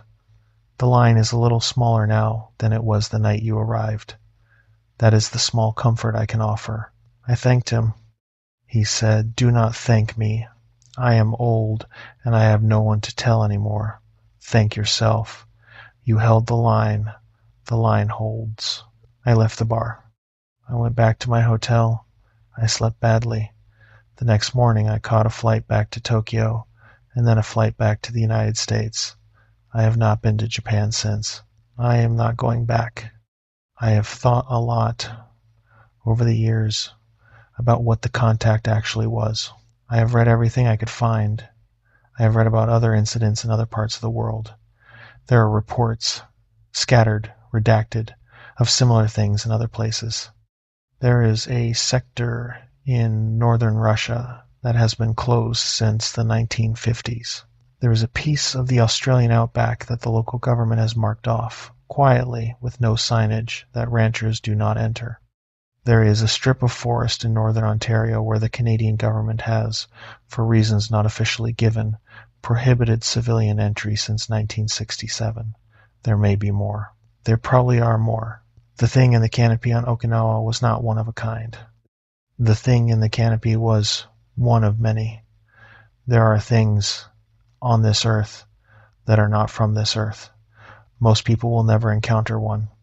Most people would not survive an encounter if they did. The men and women who manage the boundaries of those encounters are almost all anonymous, almost all dead, and almost all still working. I held a line for one night. The men in the black uniforms have been holding their line for 74 years. That is the thing I want you to understand. Whatever you think you know about what is real and what is not, what is possible and what is not, what is dangerous and what is not, I want you to understand that there are people right now holding lines you will never know about against things you do not know exist, so that you can sit at home and watch a video at night and never have to think about it. If you ever get pulled into one of those operations, if you ever get put on a line you do not understand, my advice is simple. Do not look at it longer than you have to. Do not let it use the voices of people you love. Do not believe anything it says, no matter how much it sounds like the truth. Hold the line. Whatever happens, hold the line. Sunrise comes. Eventually, for most of you. For some of us, it never quite arrives. I think about Jacoby every day. I think about Kowalski every week. I think about the men in the black uniforms more than I should. I think about Voss when I am alone in my workshop and the radio is on low. I do not think about the thing in the trees. I made a decision a long time ago not to think about it. I have mostly kept that decision. When I do think about it, I think only about its eyes, which were not in any place a face would have eyes, and the way it could become a man's voice perfectly, the voice of his wife, his daughter, his dead brother, and the way it learned us by listening. Then I make myself stop thinking about it. I make myself look at my hands. I make myself look at my workshop. I make myself look at the picture of my daughter on the wall, and at my wife when she is in the kitchen, and at the old steel mug I keep my coffee in. I make myself stay here, in this world, on this side of the line. That is what I have left of the operation. That is what I brought back from the canopy on Okinawa. I brought back the line. I have been holding it ever since. If you are out there, in some forest, in some assignment you do not understand, I am holding it with you. We all are, the dead and the living both. We are all on the line. Hold it as long as you can. The light always comes eventually. You just have to make it that long. And to anyone watching this who has worn the uniform, who has held a line of any kind in any place against anything, thank you. I see you. I know what it costs. I am sorry it costs that much. And I am proud to have served alongside you, even if we never met, even if we never will. Sleep well tonight. The line is held.